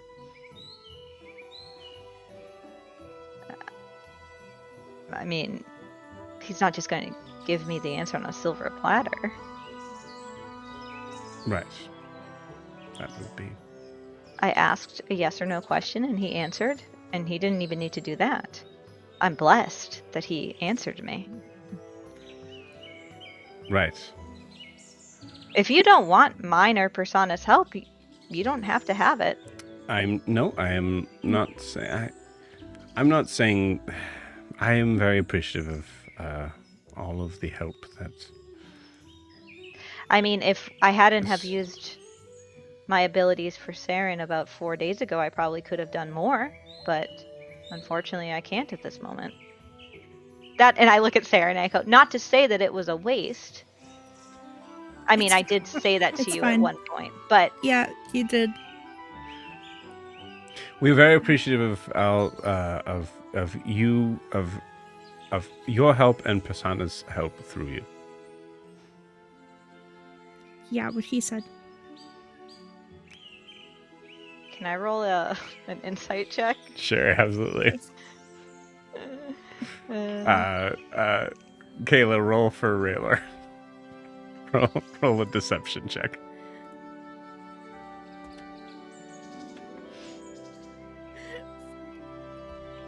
$21. 23. Okay. Wow. Yeah, you see through that smile. Nice. I do think Seren's probably giving disadvantages. Both of them are. Uh-huh. Oh Yeah. yeah, she's giggling in the background. Yeah. Elder nods. Okay. Well, I suppose I can...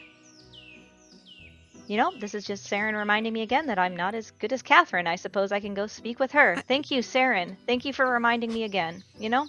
Okay. That's not what I Who's Catherine? meant. You know what?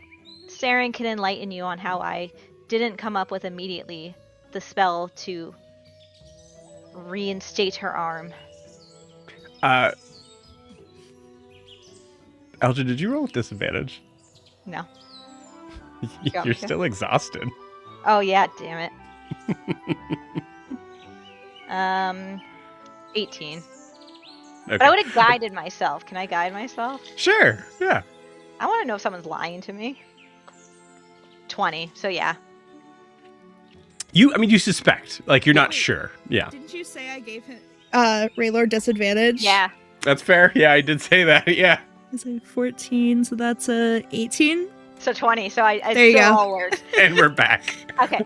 So yeah, no, Eldrin is, even though Seren has done nothing in this situation, Eldrin is still embarrassed that she didn't know that spell that Catherine was like, what is wrong with you? Why you would never, like, don't kill her just so her arm can come back. Like, Right. you do this one spell. So Eldrin's like, thank you for the reminder again, Seren, of why I would not have made a good, high priestess. I appreciate it.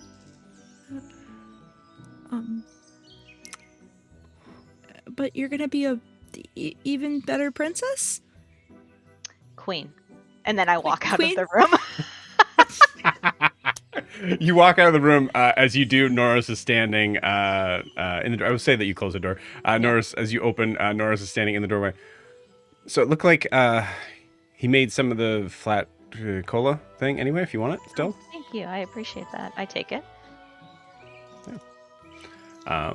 As you guys are all, I just imagined Guar. Actually, I would say, like, Eldrin, as you were walking out, I think you probably closed the door one more time. And Brumhilda just kind of,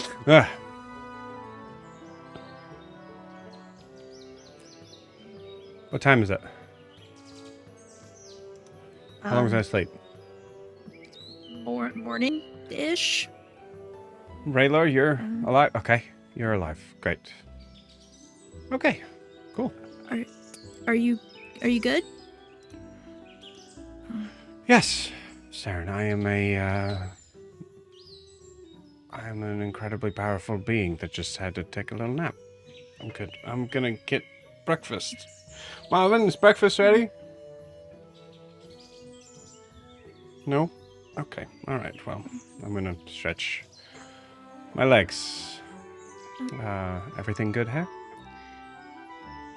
Yeah, Eldrin had an idea on how to keep Raylor from being influenced by whatever, but if said creator of his situation decides to make him go against it, it'll damage him. And Seren. yeah, Seren, I don't what? know. It might kill him if he tries to go against the spell, and Okay. Yeah, so that's a terrible idea. that's we tried to be nice about it, but Okay. All right. Yeah. didn't go well.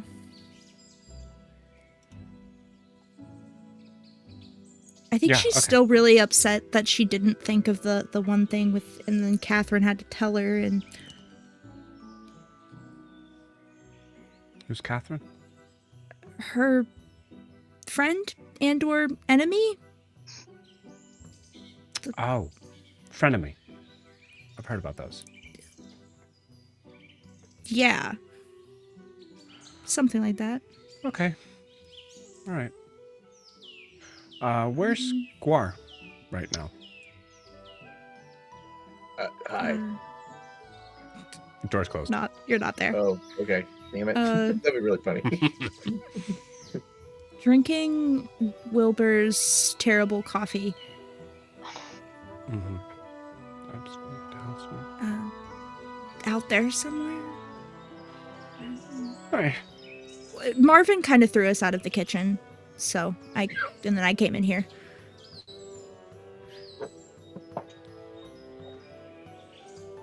Okay. All right. Well, give it a shot. You see her open the door. I think, Guar, you're right there. Oh, hey. Ah. How'd you sleep? Shit. Shit. What? I have a headache.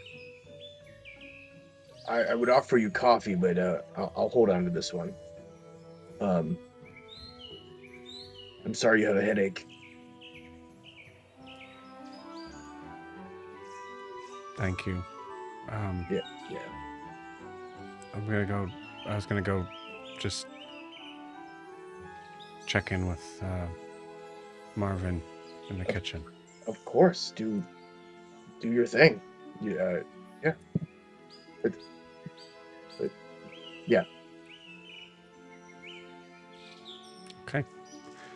Wilbur, everything okay? Everything's fine. I just can't make coffee. Okay. Well, you know. But I give you a Could be lot of worse. credit for trying something new. Yeah, you don't have to give me that much credit. It's fine. I've accepted it. We all Well, have. hey, listen. Everybody is. You got it. Being bad at something is the first step to being kind of good at something. Okay. Bye, Broomhill. Okay. We cut from here, I think. As we move further in, I will say moving into later in the day, pretty much about afternoon, there's a certain point where you guys start to hear the sound of rushing water as you were passing by, or as you were coming up to the second river. I will say for simplicity's sake, everyone tell me where you guys think you are. This would be like around like the early afternoon. Where do you think we would find you? I'm in the sending room. Seren would have gotten Raylor downstairs, hopefully, by now, and they're sitting at the war table, and she probably brought him like a stack of books or something. Okay. Yeah, he's doing pretty. He's doing pretty rough. He rolled a 7 on like his athletics. So he's able to kind of get his feet under him, but it's rough. You got to help him. It seems like it's kind of a step towards the right direction, though. Cool. Wilbur.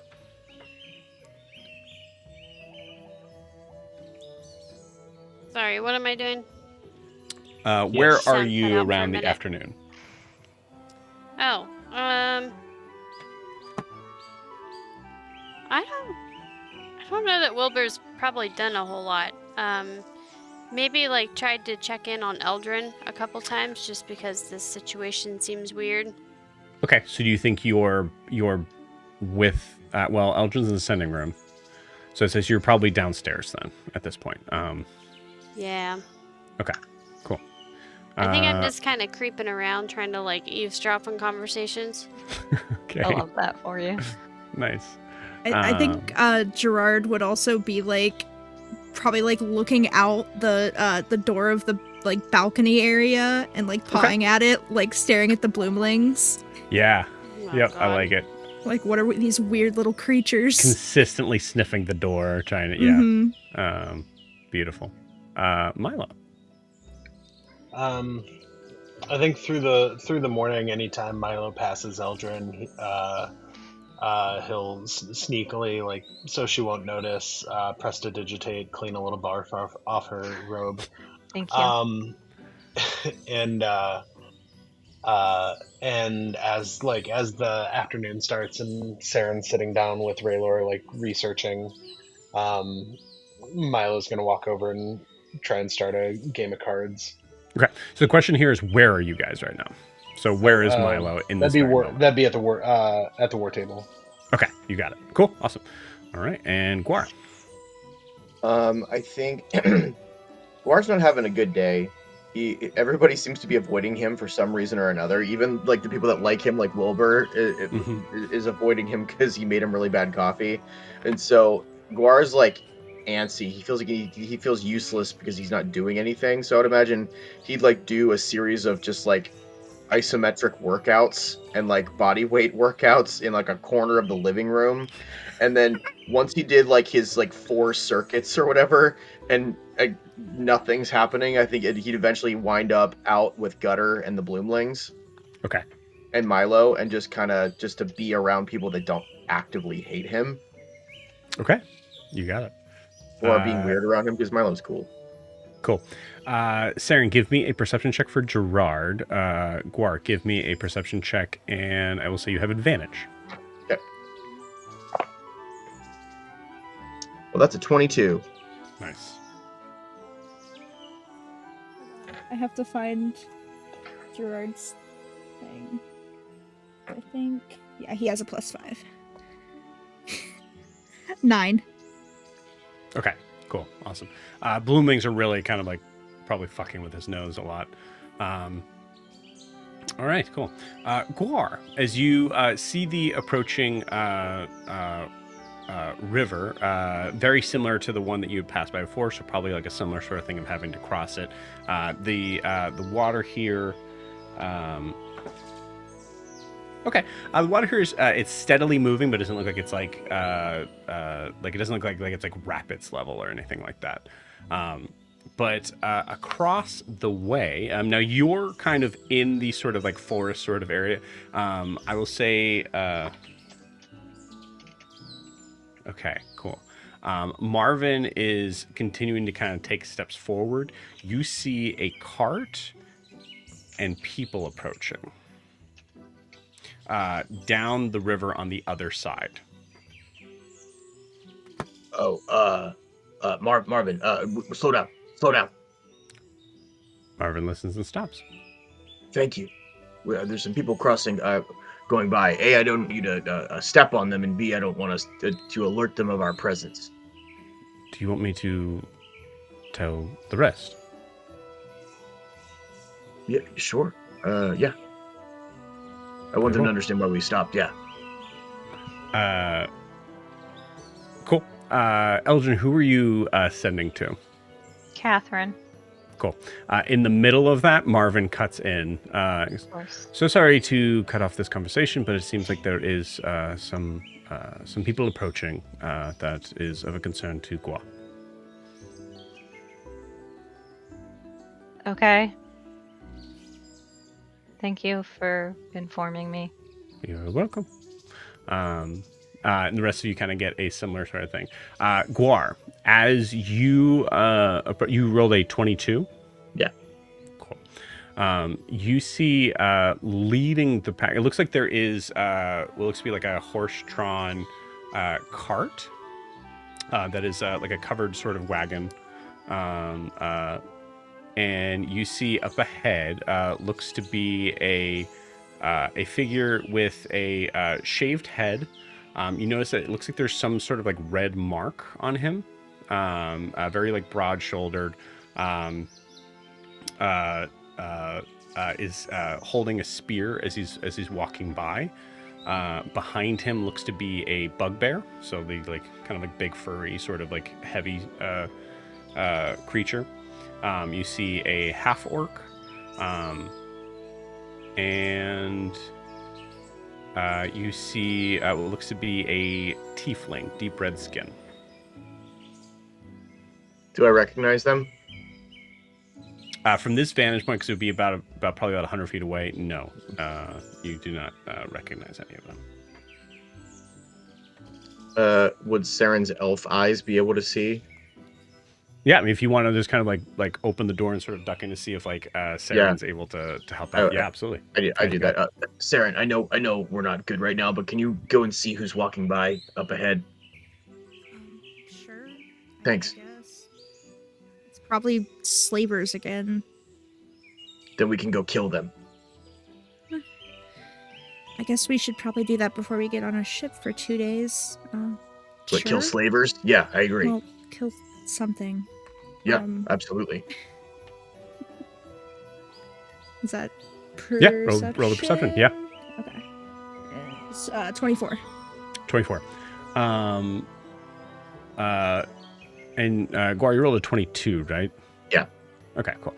The 24, you don't see much else. The red mark looks kind of strange. At first, it kind of like seems like it's blood.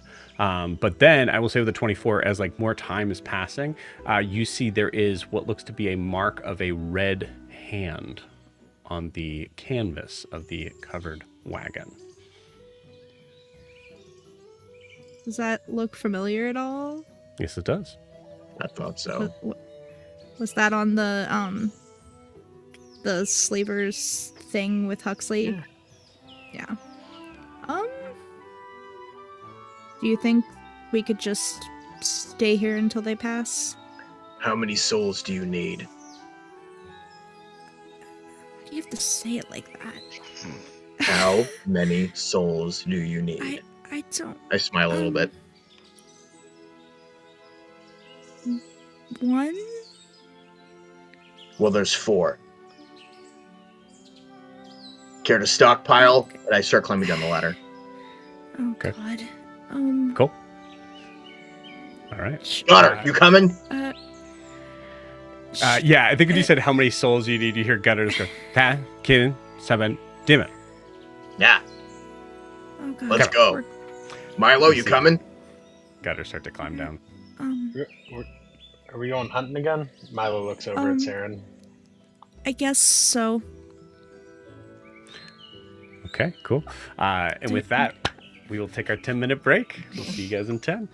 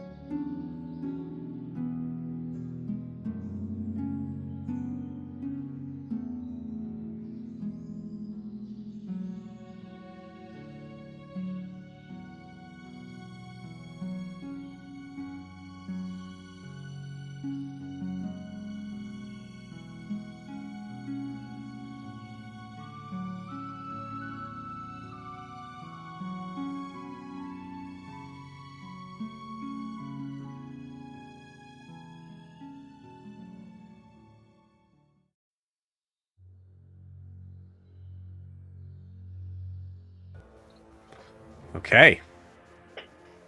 So,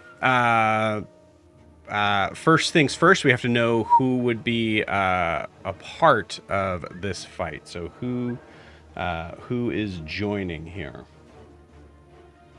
I believe it would be Milo, Guar, Seren, and Noros, and Gutter. Yeah. That sounds right. Okay. I can't Anybody hear you, else? Lorian. Lorian's trying to say something, but I don't know if it's. Lorian's muted. Oh, it's not about the fight. Cool. All right. Cool. All right. So I will have. Okay. So everybody who is part of it, go ahead and roll for initiative. 14. Dirty 20.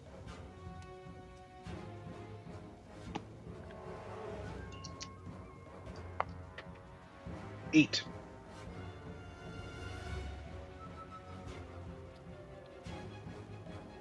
All right.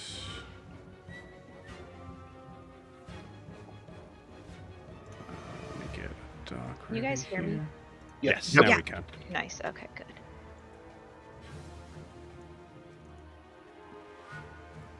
Take that, technology. Yeah. Got you. All it took was me turning you off and turning you back on. Classic. Yeah. Okay. Wilbur. Is Wilbur part of this? Yeah. Okay. What did Wilbur get? 10. 10. Guar. 14. 14. Seren. Dirty 20. Dirty 20. Okay. Noros. 18. 18. And Milo. 8. 8. Okay, cool. Roll for Gutter.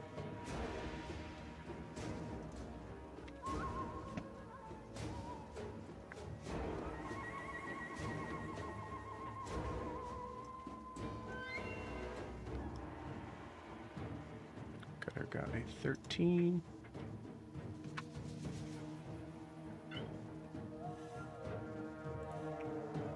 Flute, Yeah, let me flute get trills these are just the guys. best. This music's great. Mhm. Good pick, Joe. Yeah. Thanks. Yeah.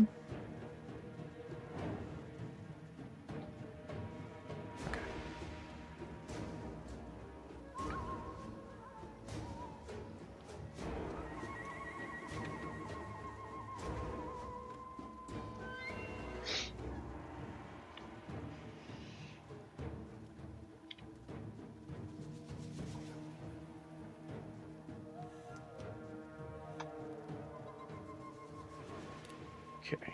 All right. For now, I'm just going to roll one roll for their kind of initiative to handle, and then assuming they eventually spot you, I'll have them split up. Okay. All right.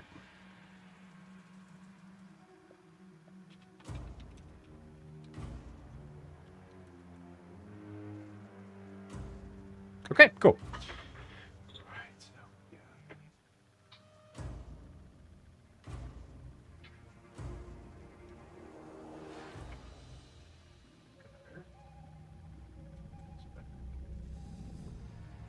Oh, did you all see that tree move? Oh shit, not again. Isn't it? Everybody get away from the sentient trees. Run! Or cool. give them shiny rocks. Also an option.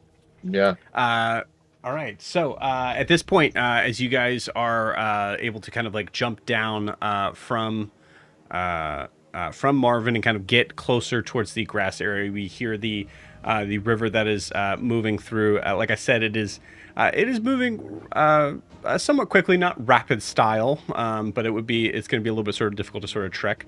So I'm interested in how you guys are gonna go through this. Seren, you up first.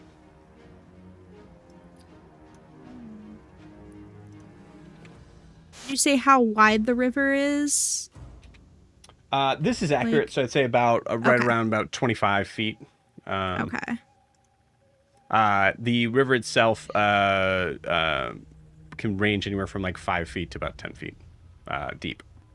Okay.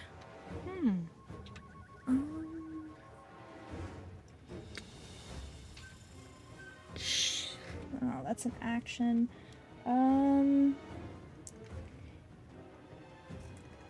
Yeah, she's short, so she is going to well, Do you have wings? I have wings, and I also have Ghost Walk, which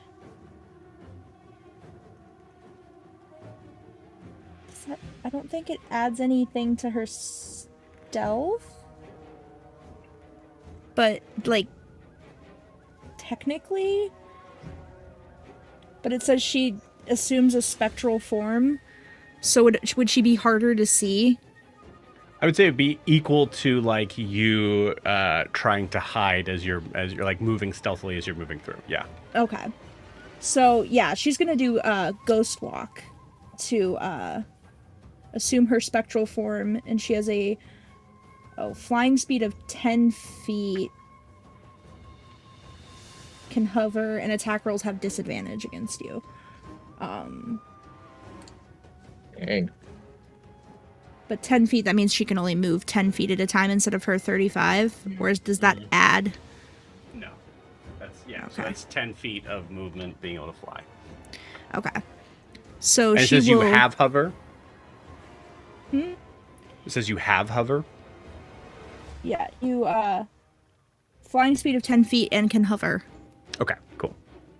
Okay, so she is going to, if she were to do that and then fly 10 feet in front of her, how far away from the closest person would she be? That she could...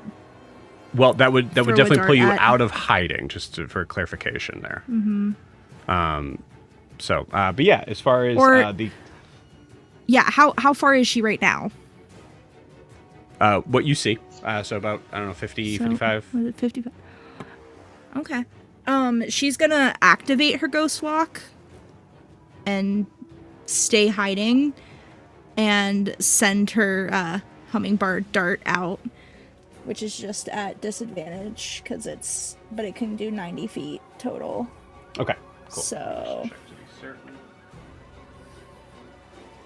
so yeah, if it's within 90, we're good. Yeah, yep. I'd say, like, if you wanted to hit the bugbear, you certainly could. Okay. Yeah, she'll send that off at the bugbear then. And so Okay. that is a 23 to hit. 23 hits for sure. Cool. Is that's not oh my gosh, my brain. Sneak attack. Is it because she's in hiding? Is that... You activating the walk, is that a bonus action to activate? Yeah. I mean, if I you'd could have to you'd have to choose one or the other. I'd allow Yeah, I you to c- go back and choose. But... Yeah, I could choose. I'll do steady aim instead. Okay, you got it. Yeah, absolutely. So that would be with advantage. So go ahead and roll just Cool. in case. That makes it a 26, which I think was like, Yeah, 23 hits. So Okay. yeah. yeah. Yep. Couple more. Okay. So that is 11, 16, 18, 19, 23, 25, 27, 29. Piercing, I believe. Yeah, 29 piercing. Okay, cool. So it zooms through, like, kind of across the water, and you see the little, like, trail of just... Yeah, and you stab the dude right in the freaking head. How much damage? 29 piercing. 20. In the face. In the face. Just how she started her last fight with a group of these guys. Okay, cool. So a massive hit as you see the bugbear kind of like stumble back. You see the cart in reaction stop. The bugbear starts to kind of point in the direction of that general sort of area and starts to shout. Cool. Anything else on Seren's turn? Nope, that's all. All right, you got it. Neuros is up next. Okay. Oh wait, I might be. Hold on, I haven't done this in a while. Wails from the grave for a second creature within 30 feet takes 46. 46 necrotic. So just whoever's closest to him. Okay. The closest would probably be obviously the horse or the tiefling. The tiefling. Okay. The poor horse didn't do anything. What was the damage? 16. 16. To be fair, I don't think the tiefling did anything either. That's true. I think Yet. this is just mindless violence at this Hey, point. why Hey, am I there's blurry? flavors. I don't know. Oh no, I'm blurry. Hmm. Yeah, as far know, as some Seren people are knows, just there's. As far as Seren knows, these guys are probably slavers, which means they suck. So. That's a safe assumption. Yeah. Beautiful. All right. Cool. Yeah. So the what does that look like as that first hit happens and that wails from the grave? How does it seem to kind of like move over to the tiefling?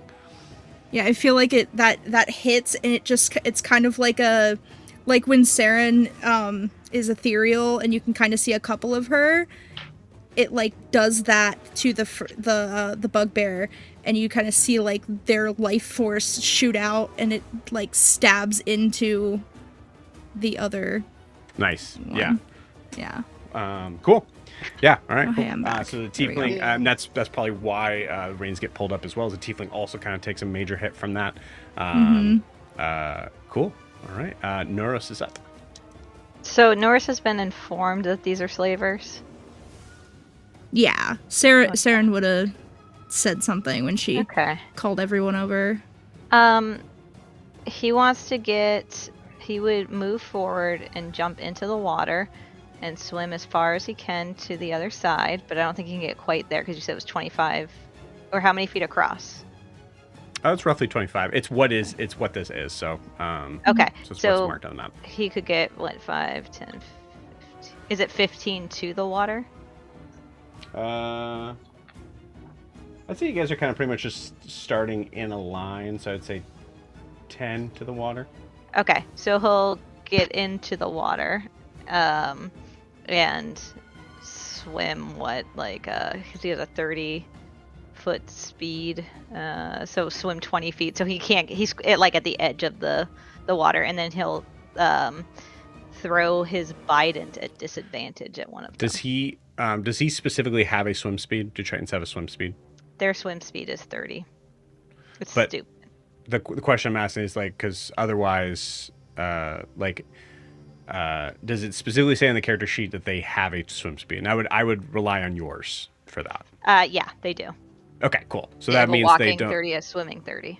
Cool. So that means specifically they're not having to worry about like disadvantage or some things like that. I would say for Noros, doesn't even have to roll an athletics check to get through this. So Okay. Cool. So 10 feet That doesn't here. mean that he has 30 walking and then an additional 30 swimming, right? Correct. Yeah. Okay. Oh, Correct, that is That'd be not a what that wild. That would be a wild advantage. It would be, wouldn't it? So 25. No, that isn't right. So 10, 15, 20, 25, 30. So 30 gets them there. Okay. Cool. And then what's the closest creature to him? It'd be the bugbear. How far away is that? About 25 feet.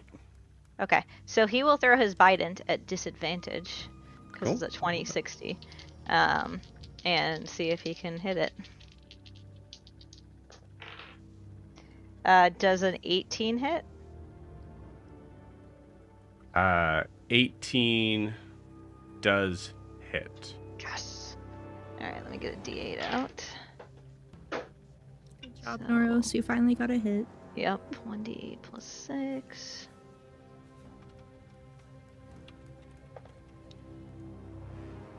So that's 9 damage, and he'll then use his bonus action to call the Biden back. Okay. Nice. And he won't do another attack because he wouldn't be able to get the Biden back. So Okay. Cool. Awesome. So throws the Biden as the bugbear is kind of like looking around the bushes. A flying spear-like object comes full in, stabs him in the chest, and then gets ripped out from him as he is trying to kind of like bat it away with the shield that he has on him, but is way too late. Cool. And it seems like you have the attention of all of them now. Okay. So, is anything else on Norris's turn? nope, that's it. Okay, you got it.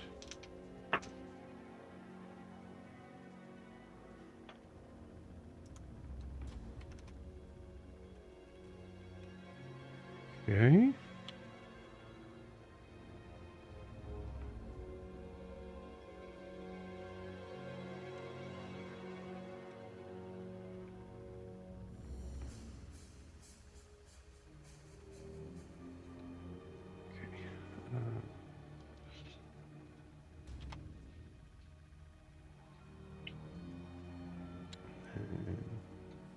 What do we have left here?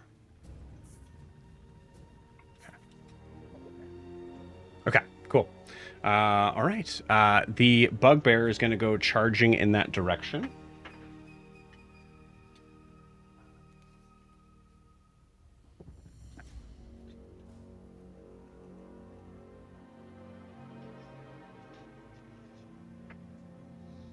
He'll risk it. I think he's going to roll an athletics check. He's a big boy.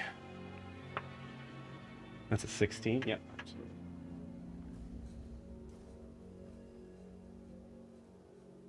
Norris has 5 feet reach. Does he get an opportunity attack or anything like that? No. Oh, No. Okay. It's if they leave your space. When they enter your reach. Oh, he's pull on master too. Oh, that's the Yeah. piece of it. So Yeah. he can attack. Yes, he can. He will. That would be a 24. 24 hits. And that would be 11 damage. 11 damage. Nice.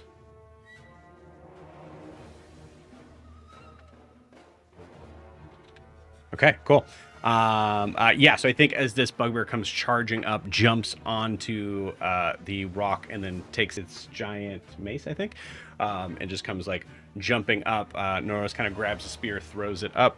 And, Oh wait, actually, question. It doesn't say a trident. It says glaive, halberd, pike, quarterstaff, or spear. it's what he has. What he has Okay. on him. All right. It's Yeah. okay. All right. Yep. Because I'm like, it has reach, so.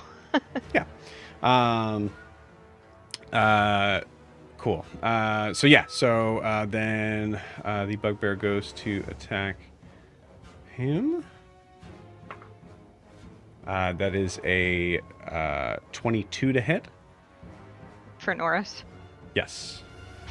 That hits. Okay.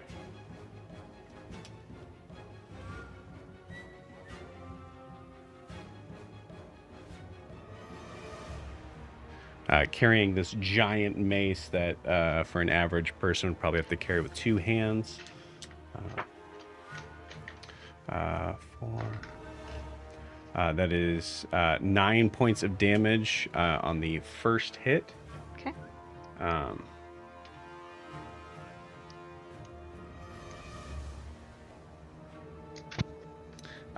And for its instead of doing a second attack, is going to do a commanding roar. As we hear this like so much saliva spitting out of this mouth of this creature as it roars in Noros's face, and everyone is alerted to that. So the rest of these figures are able to use their reaction to move their speed. Okay.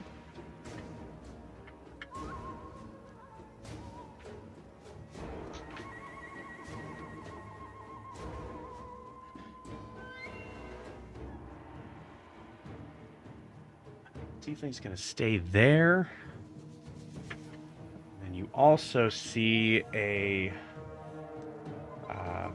strange lizard-like creature come up from the back.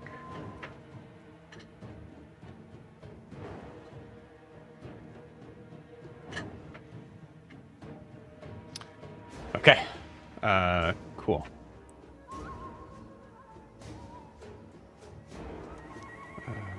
For him. Okay. That is still...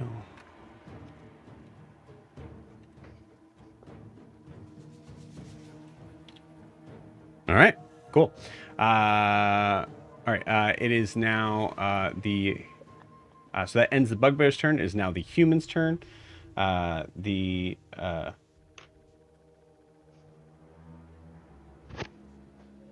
human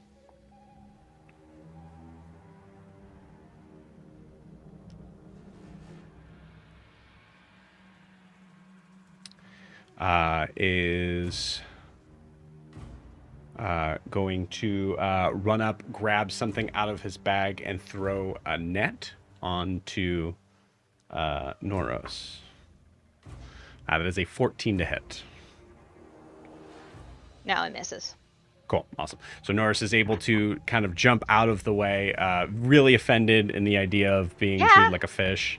Yeah, that's racist. It's pretty racist. messed up. Typical slaver.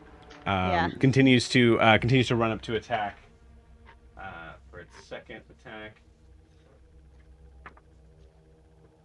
which is a 24 to hit. That hits. Okay. This one is a little less. That is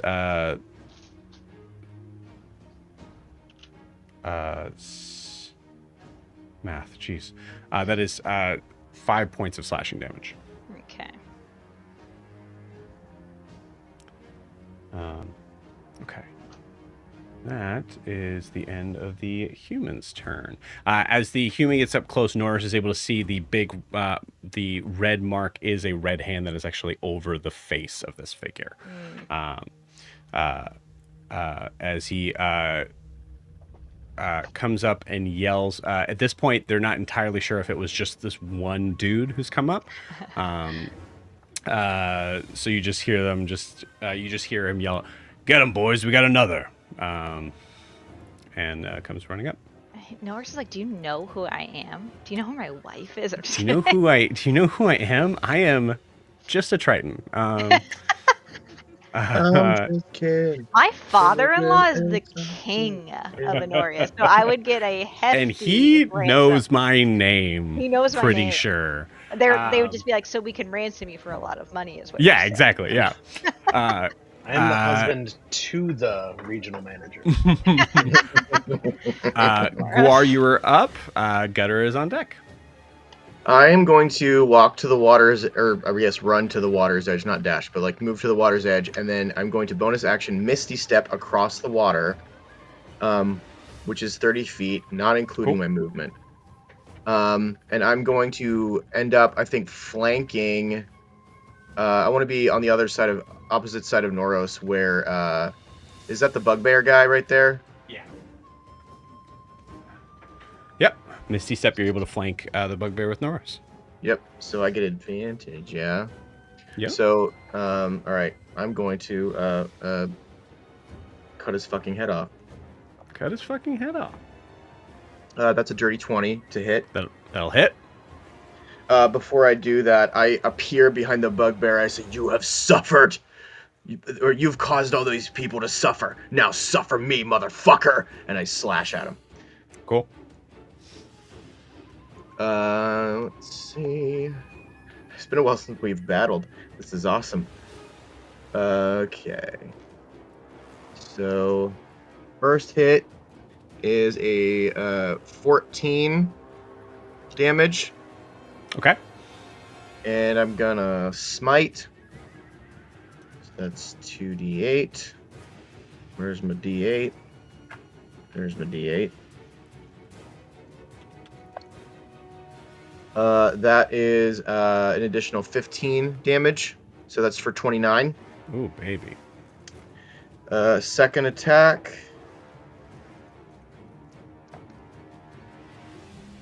That's a 24 to hit. That'll hit. Okay, and then there's some D8s, some D10s. So that is a 13 damage. And I'm gonna smite again at first level. No, fuck it, second level. 3d8. Okay. It's a 7 and a 4 and an 8. So 7 and 4 is 11 plus 8 is 19. So it's an additional, so 29 and 19. So if you're telling me the initial, so either tell me the initial and the smite damage, or tell me together. I'm trying to add it all up. So right, but you already told me the first part, so I already calculated the first part. First attack was 29 altogether. Right, of this attack, I've already taken the physical damage. Right. Because you told me it. Right. So either keep that and tell me all of it, or tell me what the smite damage. So now all I need is the smite damage. 19. You got it. Cool. All right. Yeah, this dude's looking fucked up. Still up. And that is my turn. Okay. Cool. All right. Yeah. It is now Gutter's turn. What does Gutter do? How do I play this game?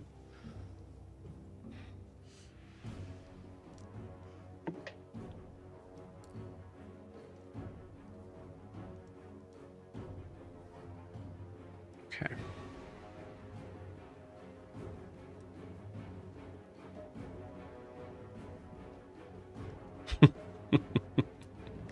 Okay, cool. All right. Gutter.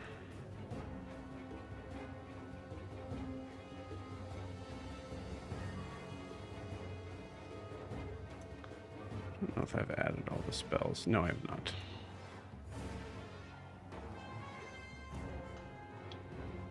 Gutter got spells. Gutter got spells.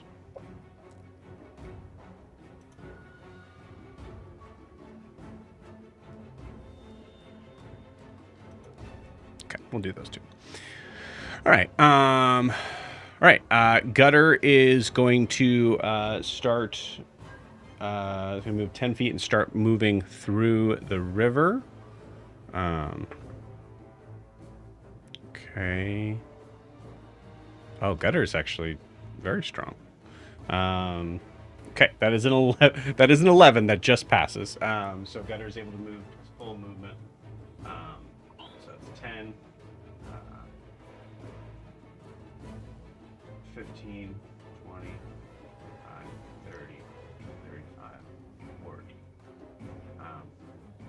As he turns and faces, you hear him just going, "What?" And then is going to cast Hold Person on the human. Nice. Actually, no, he's not going to do that.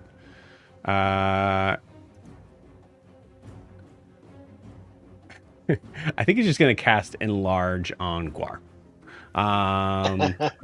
So Guar, you get bigger. You go from a medium size to a large size. You have advantage on strength checks and strength saving throws. Your attacks deal an extra D4. Now you're all in big trouble. You just see this like massive, like your voice just gets deeper and deeper. That is his action. Bonus action, you see his staff as he's kind of like cheering on. You see his staff start to glow as he casts Shillelagh. Cool. All right. That is the end of Gutter's turn. It is now Wilbur's turn. All right, so this bugbear, that's within 90 feet. That's well within 90 feet, right? Yeah, the bugbear from you. Yeah. I'm gonna kind of come. I keep motioning like this means anything. Come from behind those bushes so that I can actually see what's going on. Cool. You got it. So 10 feet to get to the river. Yeah. And then I'm going to... Wilbur is keeping distance, because these slavers are definitely going to try to capture Wilbur. Smart. So I'm going to pull out longbow. It's been a while. I feel rusty. I'm going to pull out longbow, and I'm going to aim for the bugbear. And Noros is between the bugbear and I, right? Yeah, but you can position yourself off Yeah. to the side if you'd like. And I'll graciously tell Noros that he should probably duck. Okay. And that is a 28 to hit. That'll hit. Holy cow. Okay. Wilbur's like, I could have killed you. I could have killed you. I forgot what I'm doing. Okay. 11, and then I'm gonna use my Swarm Keeper magic. That'll be 13 points of damage. 13 points of damage. Got it. Mhm. Okay. And then I'm gonna go again. All right. Looking rough, but still up. That's gonna hit. That's a 30 to hit. Yeah. Yep, that hits. And that's an 11 points of damage. Okay. As you see just two shots come into the bugbear, you hear it starting to kind of roar as you see just blood kind of pouring down its side. It is staggered, but it is still up. Ugh. Beefy boy. Cool. All right. Anything else on Wilbur's turn? Nope. All right. It is the half-orc's turn.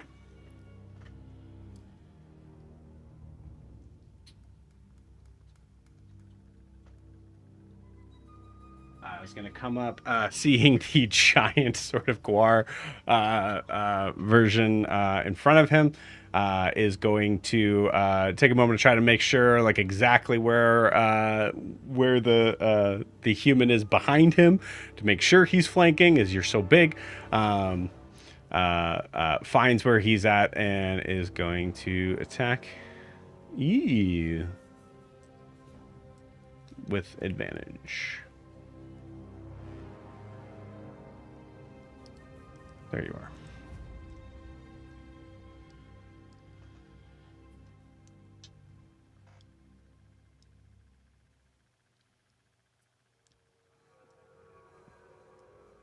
Cool. All right. First attack is a... this guy is a little bit stronger. So that one is a 22 to hit. That hits. Okay. Give me a strength saving throw. You have advantage. I sure do. And I have... What is my... +9 to strength saves. Okay. So that is 19 to save. Beautiful. 19 makes the save. As there is a... you see immediately kind of just goes for the legs and is able to get, like... You're not used to having to fight a creature as you're bigger than it. Or this much bigger. Much bigger, yeah. Yeah. You take 11 points of bludgeoning damage on the first hit, but you were able to refrain from going prone. And I also, I'm going to react Hellish Rebuke. Okay, you got it. At second level. So he needs to roll a Dex save. DC 18. Fail. 4d10 damage. Mama. Yup. That is 19 fire damage. So I point at the guy who had the audacity to attack me. And I say, "You want to take on Guar? You better burn, bitch." Nice. Cool. Beautiful.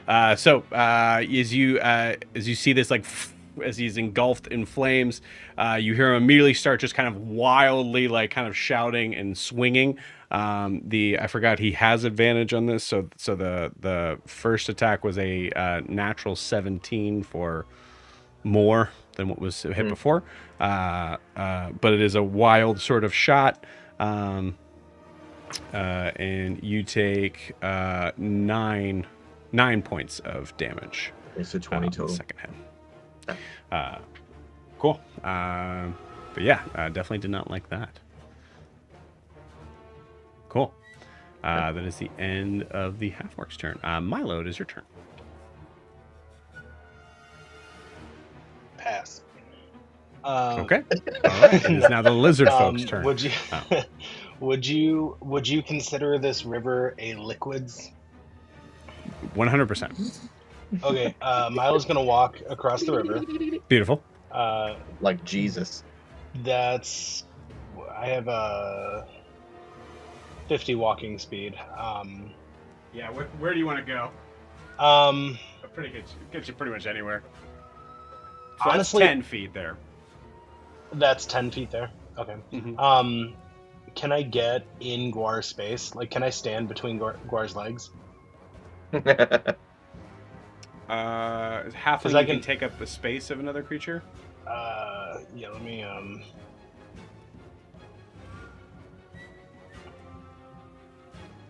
I think you can move through the space of another creature. I don't think you can take move, up their space. I know I can move through this, but yeah, unimportant. Can I?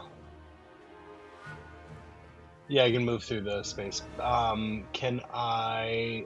I don't know. Can I flank? What is the one? Not the bugbear. The tiefling next. That's like in that clump with them. Tiefling's up at the cart. So Oh. there's the human here, and then there's the bugbear here, and then there's the half-orc that is flanking with, yeah.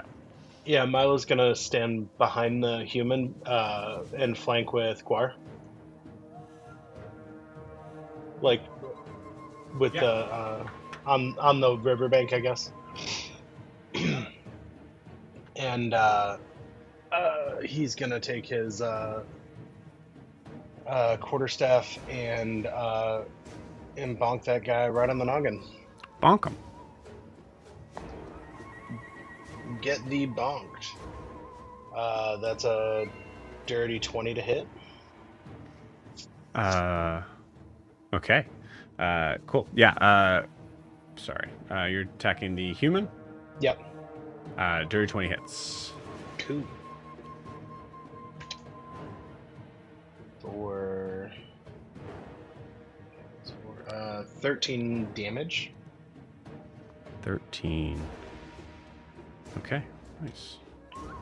And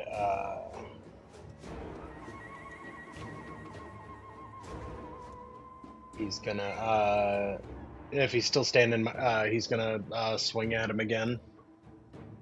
Yep. Still standing. That was a 27 to hit. That'll hit. That was an 11 damage. Nice. All right. Cool. Still up. So you just hitting quick with your staff. The human kind of doubles over. You can clearly see that mark on his face as you see him looking at you kind of with a crazed sort of gritted smile. He's too stupid to know how fucked he is. Yeah, if Milo sees him, how does he look damaged? You damaged him. Messed up. Doesn't look does to be he bloodied. Okay. Yeah, Milo looks at him. If he's like squaring up, Milo's gonna put his quarterstaff behind his back and just start like bouncing back and forth on his feet with his fists up, getting ready to go. And that's Okay. That's him. Cool. I like it. Sweet. It is the lizard folks' turn. I would like.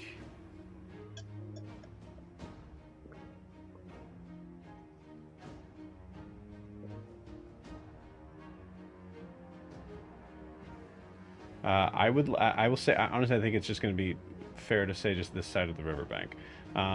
So I need a perception check from Milo, Noros, and Guar.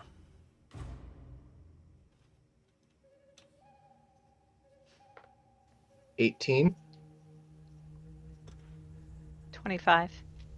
Holy moly. 19. Why am I rolling? Okay, cool. 20 was the DC, so that was... Shit. So Noros is great. Noros is the one that clocks this dude. As Noros like is pushing himself from the net, just annoyed, kind of like gathering his bearings, getting an idea of the battlefield that's around, and sees the lizard folk guy turn tail, just yell out "fuck this" and just runs off.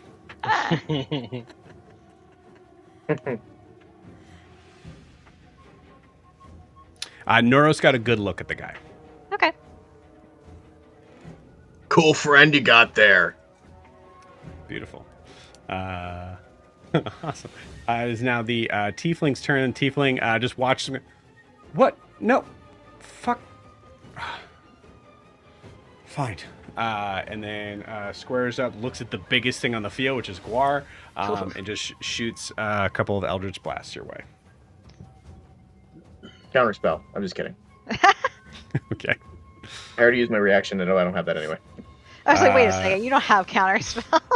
I don't. I'm not an Oath of Redemption. First shot is an 18. Misses.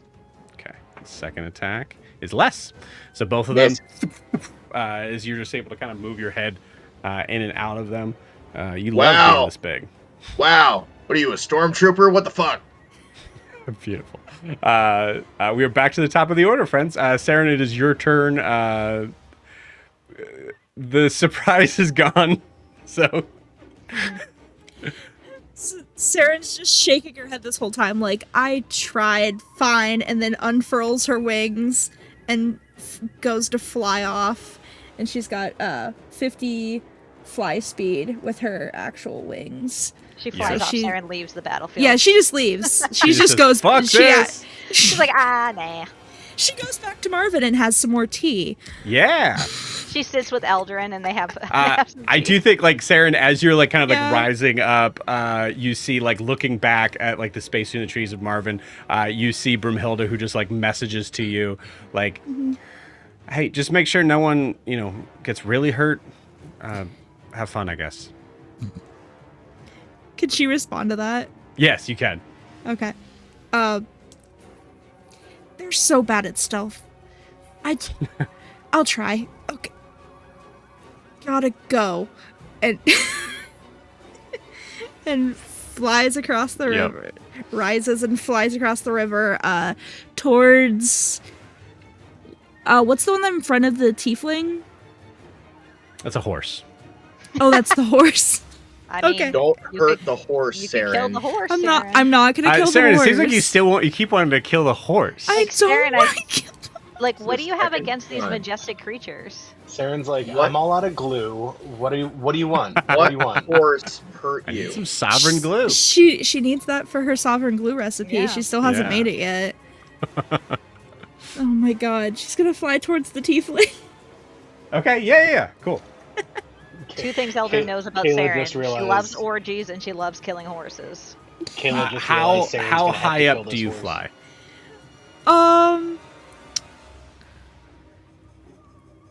Say like 20 feet. Okay. So that gives her 30 after that. Okay, cool. So that gets you, we'll say, since it's 10 to get here, 15, 20, 25, 30. Gets you right about there. Okay. Cool. And there you are. And then bonus action to just flip everybody off. That's it. Beautiful. That's all Awesome. she's got. Cool. So you're now like making yourself see. Yeah. Got it. Love it. Cool. It is Norris's turn. All right, Norris, my love. He I don't think he's gonna attack the one that ran away because that just feels wrong. Mm-hmm. No one has died yet, right? Like No one has died yet. Yeah. So is that the one that attacked him, the big dude still in front of him, the bugbear? Yeah, so there's the bugbear that's looking really rough, and then needs to there's the win. human who tried to throw the net on him. Okay. Oh. Norris forgets completely about the bugbear and goes after the human. Yeah, that's fair. Yeah. All right, so he is going to attack with the Bident. And then let me double check if there's a superiority die I can use. Grappling. Okay. Does a 17 hit? 17 does hit. Nice. So let me hit him, and then I think I'm going to use a bonus action. So that would be for plus 6. So that's 10 damage. And then immediately after you hit a creature with a melee attack, your turn. Norris is going to then expend a superiority dice and try to grapple the target as a bonus action. Okay. So it's a strength athletics check. All right. And I get to add the superiority dice to that. So his superiority dice are D10. Where are all my D10s? There we go. Okay.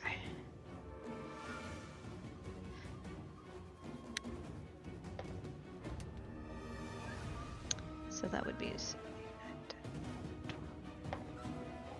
that would be 15, 16, 17, 18, 19, 20, 22 for his strength.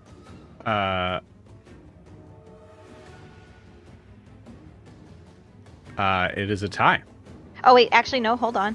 It's strength athletics, so it's more than that. So 19, 20, 21, 22, 23, 24, 25, 26. 26. Okay, cool. I was felt just really bad adding about the 19 that I rolled. Yeah, so, I was yep. adding his strength. That was the problem, not his athletics. So does he grapple this person? Yes, he does. And he is gonna say, "How's it feel? How's it feel?" Just has a bite. You see, Noros is just screaming in this guy's ear. How's it feel? Trapped like a fish, huh? Yep. Louder And, than the bugbear did. Yeah. Yeah. Yeah. He shouts it harder. I mean, he can't Yeah. really attack now, right? No, you can do another attack. Okay. Would he still be grappling? Yes. Okay. All right. There's no advantage on this That's fine. this attack. Yeah. So he'll do another attack. He just wants to be able to hold him after this and be like, "How's it feel?" Yes. Yeah. Speed is 0, so All right. So that's a 20 to hit, that'll hit. and then 1, 7 damage. 7 damage. He looks super cool too. He looks really cool doing it, for sure. He does. He looked Cool. really cool coming up out of the water and then throwing a Bident. Come on, guys. Yeah. Absolutely. Give us a credit.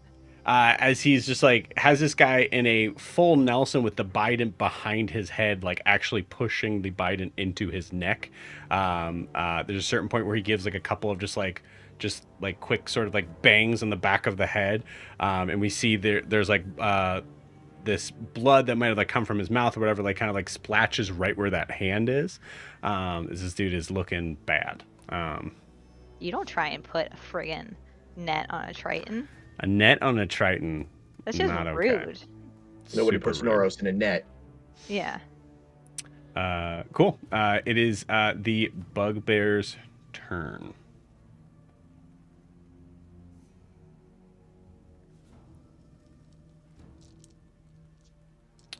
Cool. It is going to take wild attacks now. So it is attacking with disadvantage, but is able to attack 4 times. I love it. So first one's coming at Noros. Disadvantage. Oh, the first one's bad. Man, that's I think a 11 or 12, No, somewhere around there. His AC's 19. Yeah. So cool. First attack misses. Second attack coming to Noros.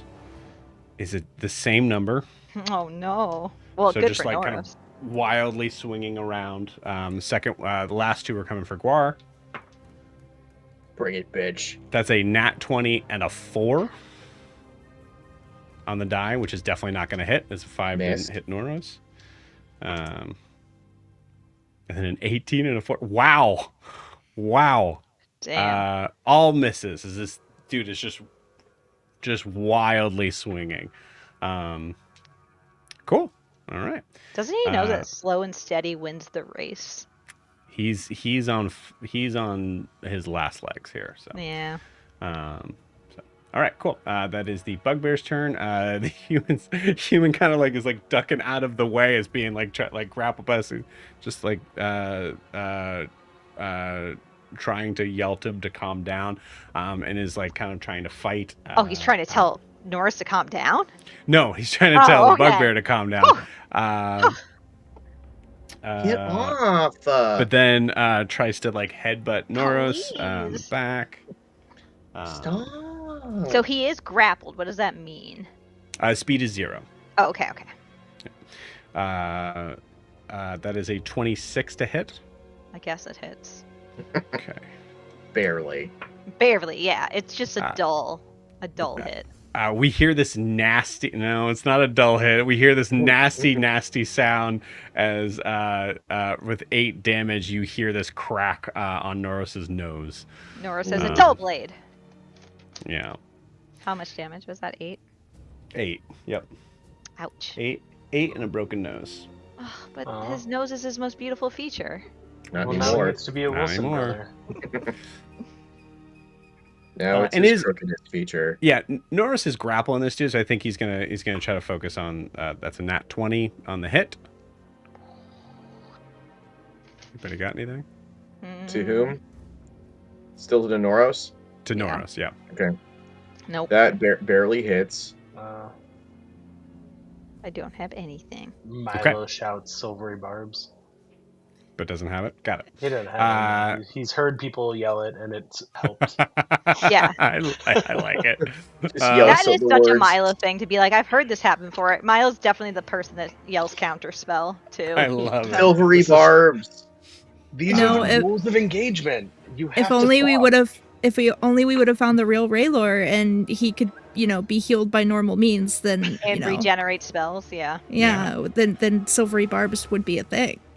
Wait. That is 21 points of damage. That hurts. That hurt more than the nose. Yeah. 21, you said? Yes, 21. Okay. He's not at half yet. He's almost Okay, at cool. half. Yeah, he's doing fine then. He's fine. Cool. Took a major hit from this Yeah. dude and is fine. Love it. I think it's hilarious if Eldrin doesn't know that a fight is going on because she's in the descending She's in room. the descending room. Yep. Noros comes in with a broken nose. Yeah. Let's Cool. let's kill some human traffickers, right? I mean, Yeah. that's Mhm. Yeah. And Uh, non-human traffickers. Guar, Yep. it is your turn. I'm gonna finish off this bugbear. You got it. I'd like to see you try. How are you doing that, bud? Well, I'm gonna attack him with Celeste first. Oh, Let's see- okay. Let's see Yeah, if he's I just gonna hit. finish him off. That is a nat 20. Oh no. How do you want to do this? Silvery Don't barbs. don't. Yeah, silvery barbs. Wait, I Milo wasted a wants nat to finish 20 him on the off. guy with 1 hit point left. Honestly, if I Nora could have waited till you said I'm gonna divine smite as well. Right, that's true. Honestly, if no, that was on Eldrin- me. I was making fun of myself. Yeah. Norris is like silvery barbs. I want to kill him. Yeah. Yeah. I would say like I probably hear Milo say that and just like remind me, which one did I set on fire? Was it the tiefling? Or was it the bugbear? Work. There's the half orc. God. Yeah, Oh, it was a behind half you. orc. Okay, yeah, I forgot about the half orc. Okay, so I would I think I would just raise up, cleave this fucker in half because I'm huge, right? Like, so Yeah. I cleave Oh, this guy yeah. clean in half. And as he splits, I would say like the orc's behind him, and it splits, and I see him. I go, "You're next," and I Cool. attack him. You got it. Yeah, you spin around, see the half orc, who is now just like, I think. Let me roll something here. Yep, that's a 4. You just hear the highest pitched scream you've ever heard in your life from this giant half orc. I'm thinking like Marv whenever he has the tarantula on his face in Home Alone. Yeah, 100%. You see Seren hold out her hand and the little like ink thing appear as she goes, "Oh God, that was gross, Squart." Gee. That is a natural 18 for a 28 to hit. For the half orc, yep, that'll hit. Yeah. And then that is, where's my 10s? It was my 10s. Right. So that is 10 damage. I'll do another smite at 2nd level. So that's 10 damage on the hit. Okay. 14 on the smite. Okay. Nice. And then I'm going to bonus action.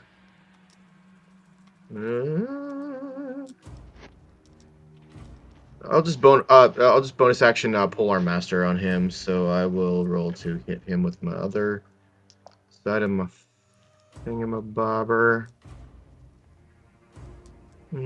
Okay. That is another 18. So that's another 28 to hit. That'll hit. And that's a team 4. Where'd it go?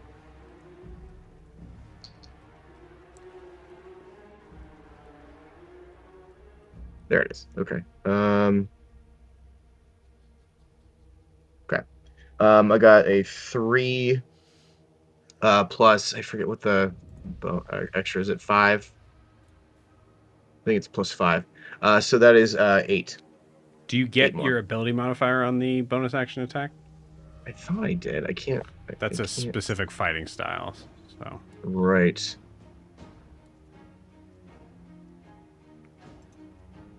Same ability modifier as the primary attack. So, and then has damage die. Go ahead. I was just saying, it doesn't, let's see. This is when you take your attack action. I'm sorry, use it's plus 4. It's 1d4 plus 4. Sorry about that. So it's my strength modifier, not my charisma.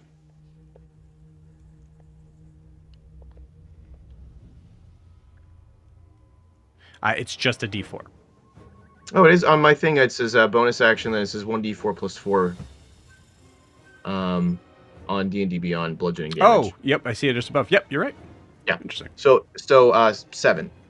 7. Okay, cool. Awesome. Okay.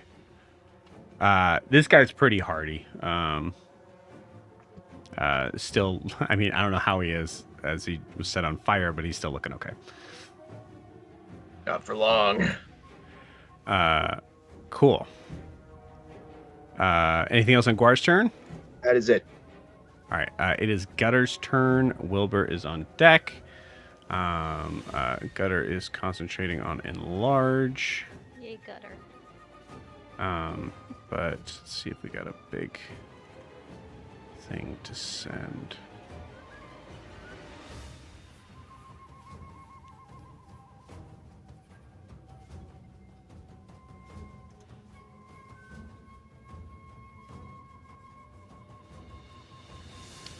Feet, space you can see.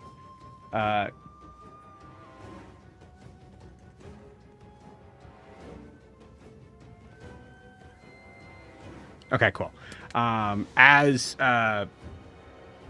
Noros is holding on to this guy, you see Gutter extend a hand out.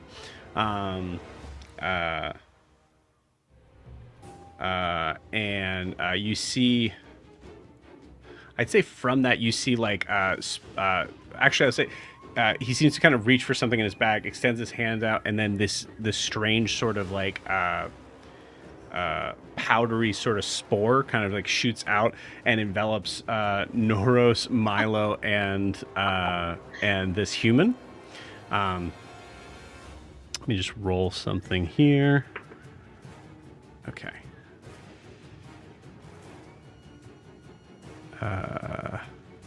Okay, cool. Sweet.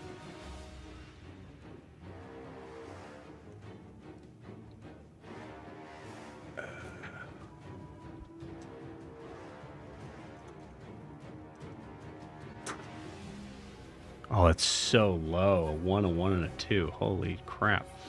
So not a lot of damage. That is 4 points of as you see the figure that Noros is grappling seems to kind of his face seems to age in front of the camera slightly, and you see all of a sudden Noros seems to be like a little bit more revitalized as the nose kind of just like comes back into place.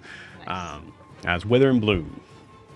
So Noros can spend a hit die to regain number of hit points equal to the roll plus 5. Okay.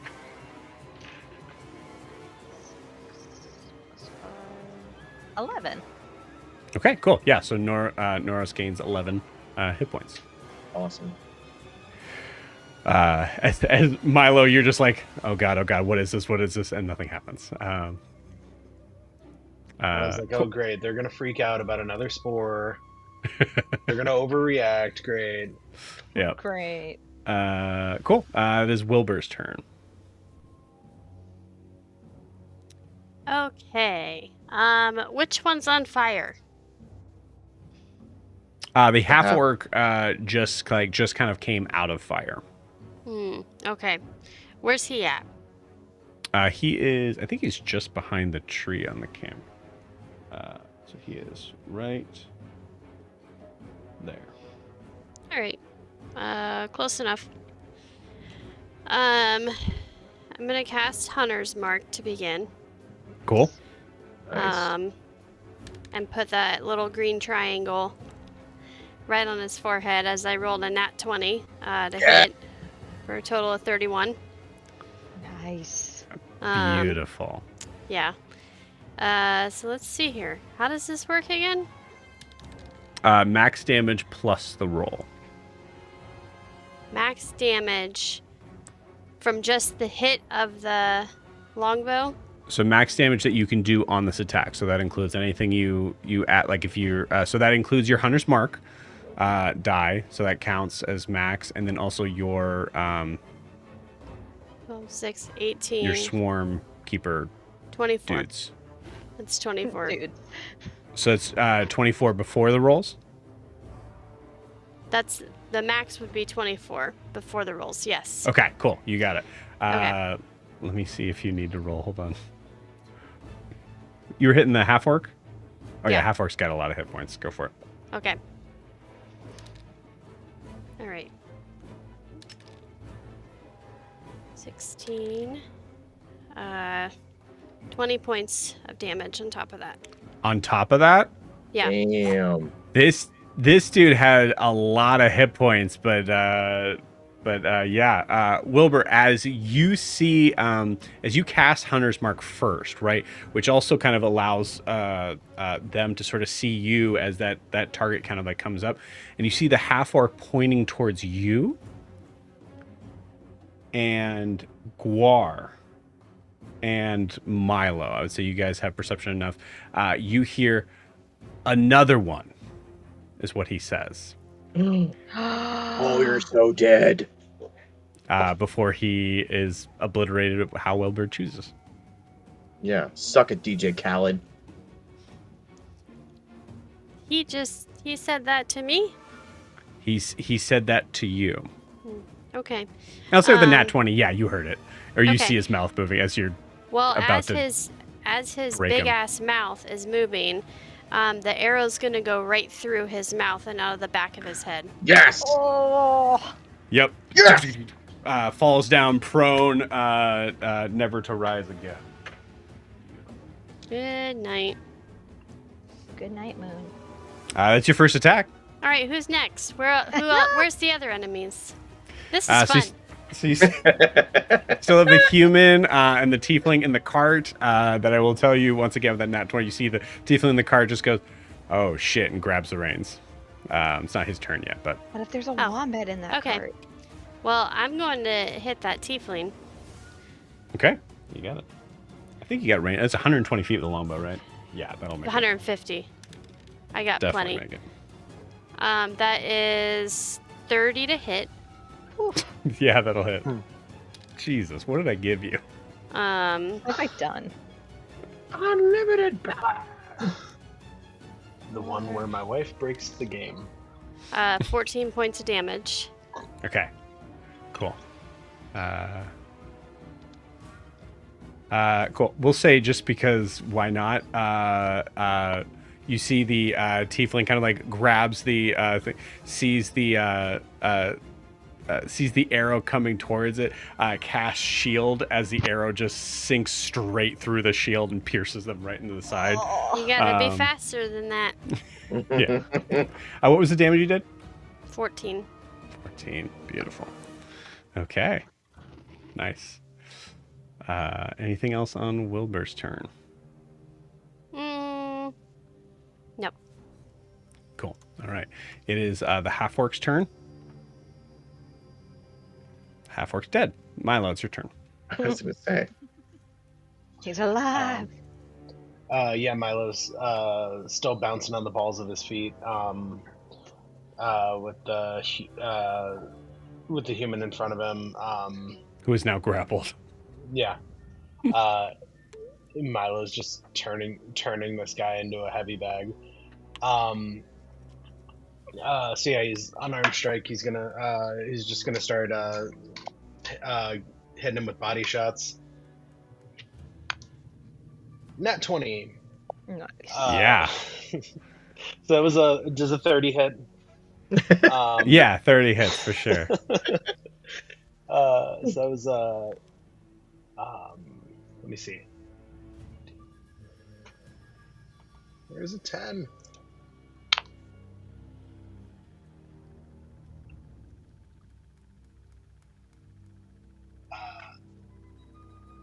Where's an 8?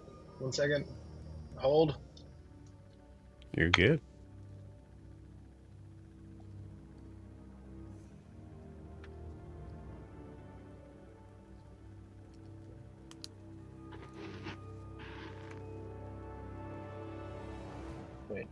Wait a minute. Hold up. I ran out of numbers. So max damage would be 15 plus. I rolled a 9, so 24. 24. Okay. And then 1d8 force damage added to that, so that was a 7. So that's 31 damage. What's the force damage from? Wraps. I'm using a key point to. Okay. Did you the add wraps. that to the max damage? No. Should I? So you can do that. Yep. So it's max damage that you can possibly do plus the dice that you'd be rolling. Oh, okay. So that was. So 39? 21. So 21, and then yeah, so 39. Awesome. Yeah. How do you kill this thing? How do you kill this? How do you kill this human? How he kills Thang. So Milo's in his halfling form. He's just given. He's like getting ready to punch several times, and I think he hits once, and he was so amped up to punch this guy that he just is holding his ribcage on the against Noros. Okay. Just through the body, just as holding the ribcage against Noros, and the guy slumps over around him. Okay. Cool. Yeah. First hit just. And it's out. As Noros just kind of like lets him go. He just drops to the ground. Hey Noros, I got you something.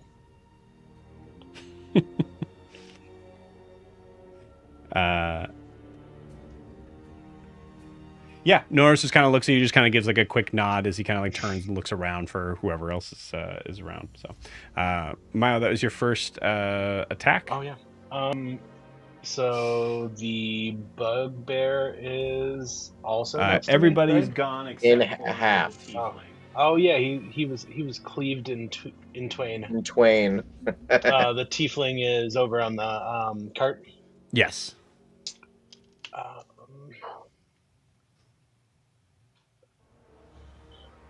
Milo's gonna use his slingshot.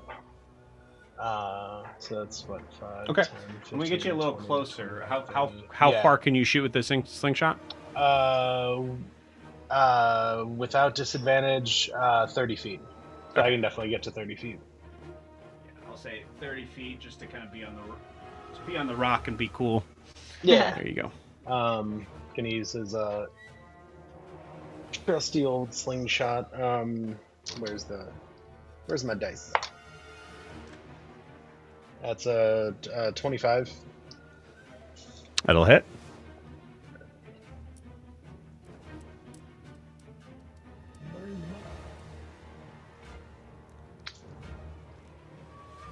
And that is a 7. 7 damage. Wait. Yeah, 7 damage. Okay. You got it. Where did I just go? Wait, hold on. What? Joe's gone. I'm gone. For some reason I clicked out of the thing. Okay. 7 damage. Cool. Alright, still up. I lied, that was 8 damage. He's dead. I Well, he's forget still first- Yeah. But one more. Yeah, that's all I got. Milo's just gonna stand up on the rock, staring at this guy. Is there anything? Can I do a perception check? Can I see into the wagon at all from here? No, it is fully covered. Fully covered. Okay. Yep. That was. Let me see. 1, 2, 3, 4, 5, 6, 7. So it was like 35 feet to get me there. Can I? Would my bonus action? I mean, yeah, I'll use my bonus action to dash and climb up on the wagon with him. Okay. Bucket. Cool. I'm going for a ride. He was just about. That's really funny because I'm going to have him just about to roll an animal handling check to turn the cart around, which would have been a full turn of just the cart turning. As you get there, I will say you're within melee range. You see full like Jackie Chan style tries to throw the reins at you as he is running off. I will say Sweet, we got a wagon. Cool. Yeah, I will say this is probably the equivalent of him disengaging and running. I'll use a. Would he be using a bonus, like an action to disengage? Yes. Or do I get a? So disengage reaction. means you don't get an opportunity attack. Right. Sure. Okay, Yeah. that makes sense. So yeah, so he's going to throw the reins at you as his disengage, and he's going to take it, and just starts to run. I don't want it.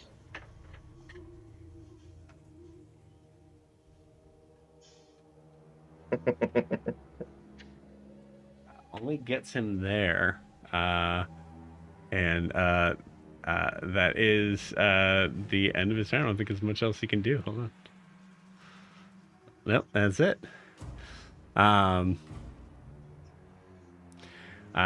Cool. So that comes to the top of the order.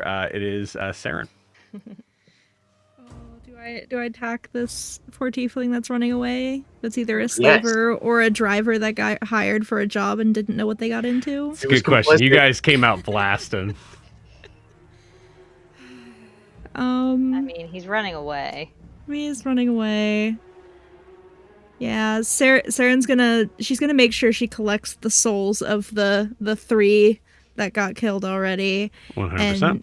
then she's flying over to the wagon to take a look. Okay, so we'll say above board. Are you guys letting the tiefling go? Yeah. Seren is. Wilbur's Wilbur's shaking his not. head no. Norris is. Okay. Does Wilbur have the range to hit him? Wilbur can get there for sure. Yeah. I can too with an Eldritch Blast. So the question, character choice is: are you who's letting him go? Milo's gonna say we don't want him running and telling anybody. I agree. Wow. Nora says that Norris would be like, we can't attack someone. Nora who says, runs "Excuse me, what?" away." No witnesses. What? Jesus, Milo. I didn't start this. I mean, we kind of You just said no witnesses. You said that. I didn't start the altercation. I got dragged into this. If we're gonna finish it, we might as well finish it. Milo gets carried away when there's violence. Okay, cool, Do we know awesome. that? Yeah, Saren's still not going to attack because she kind of did that once and it didn't go well. So Okay, yeah, that's fair. Yeah. That's fair. So Seren stays back, goes to the cart. We'll handle that in a second. Noros goes to the cart. Bugbear's dead. Human's dead. Guard, is your turn. We're gonna Eldritch Blast that motherfucker. y'all are brutal. Yeah. Jeez.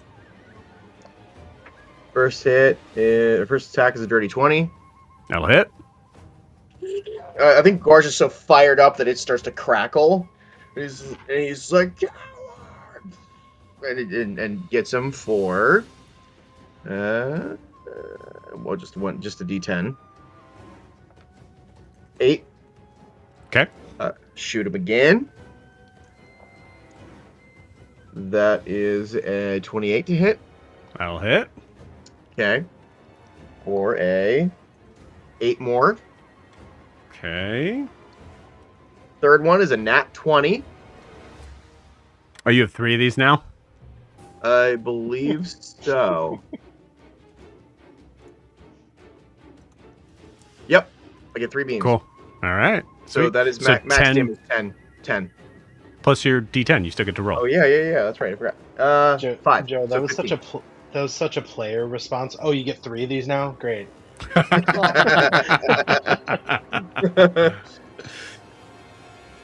Okay. This dude's still up, but just barely. Wowie. Cool. Oh, so you can enslave people, but you can't stand up for yourself? I said take it! Okay. And assuming that ends Guar's turn, Gutter is not with it enough to understand what's going on. Is probably running after this dude, but is just with his shillelagh, just yelling. He didn't actually hit anybody with it, so he's just trying to chase him down. But most likely, Wilbur will get there first. Wilbur, it is your turn. Yeah, he's within range. I'm just gonna go ahead and take him out. That is My dude. math is hard. A 27 to hit. 27 hits.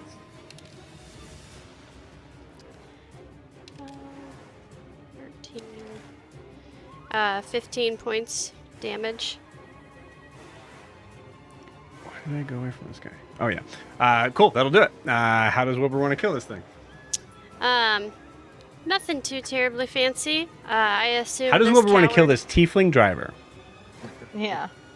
I assume that he's trying to run away. Yes, he is. So just the minute Wilbur sees his back, an arrow's gonna go right through his spine.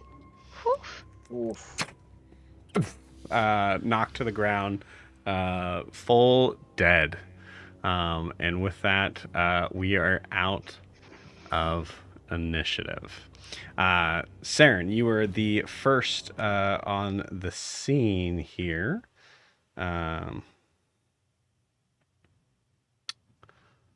So as we come to as you run up to the cart or fly up to the cart, you were able to kind of duck under the wagon, and you see there is a cage very similar to what you had seen in your time with Huxley, and you see something huddled, kind of like curled up in this like sort of strange ball, but standing. You hear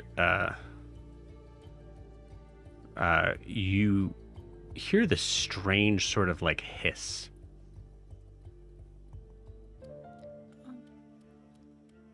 Is someone in there? Roll me a persuasion check.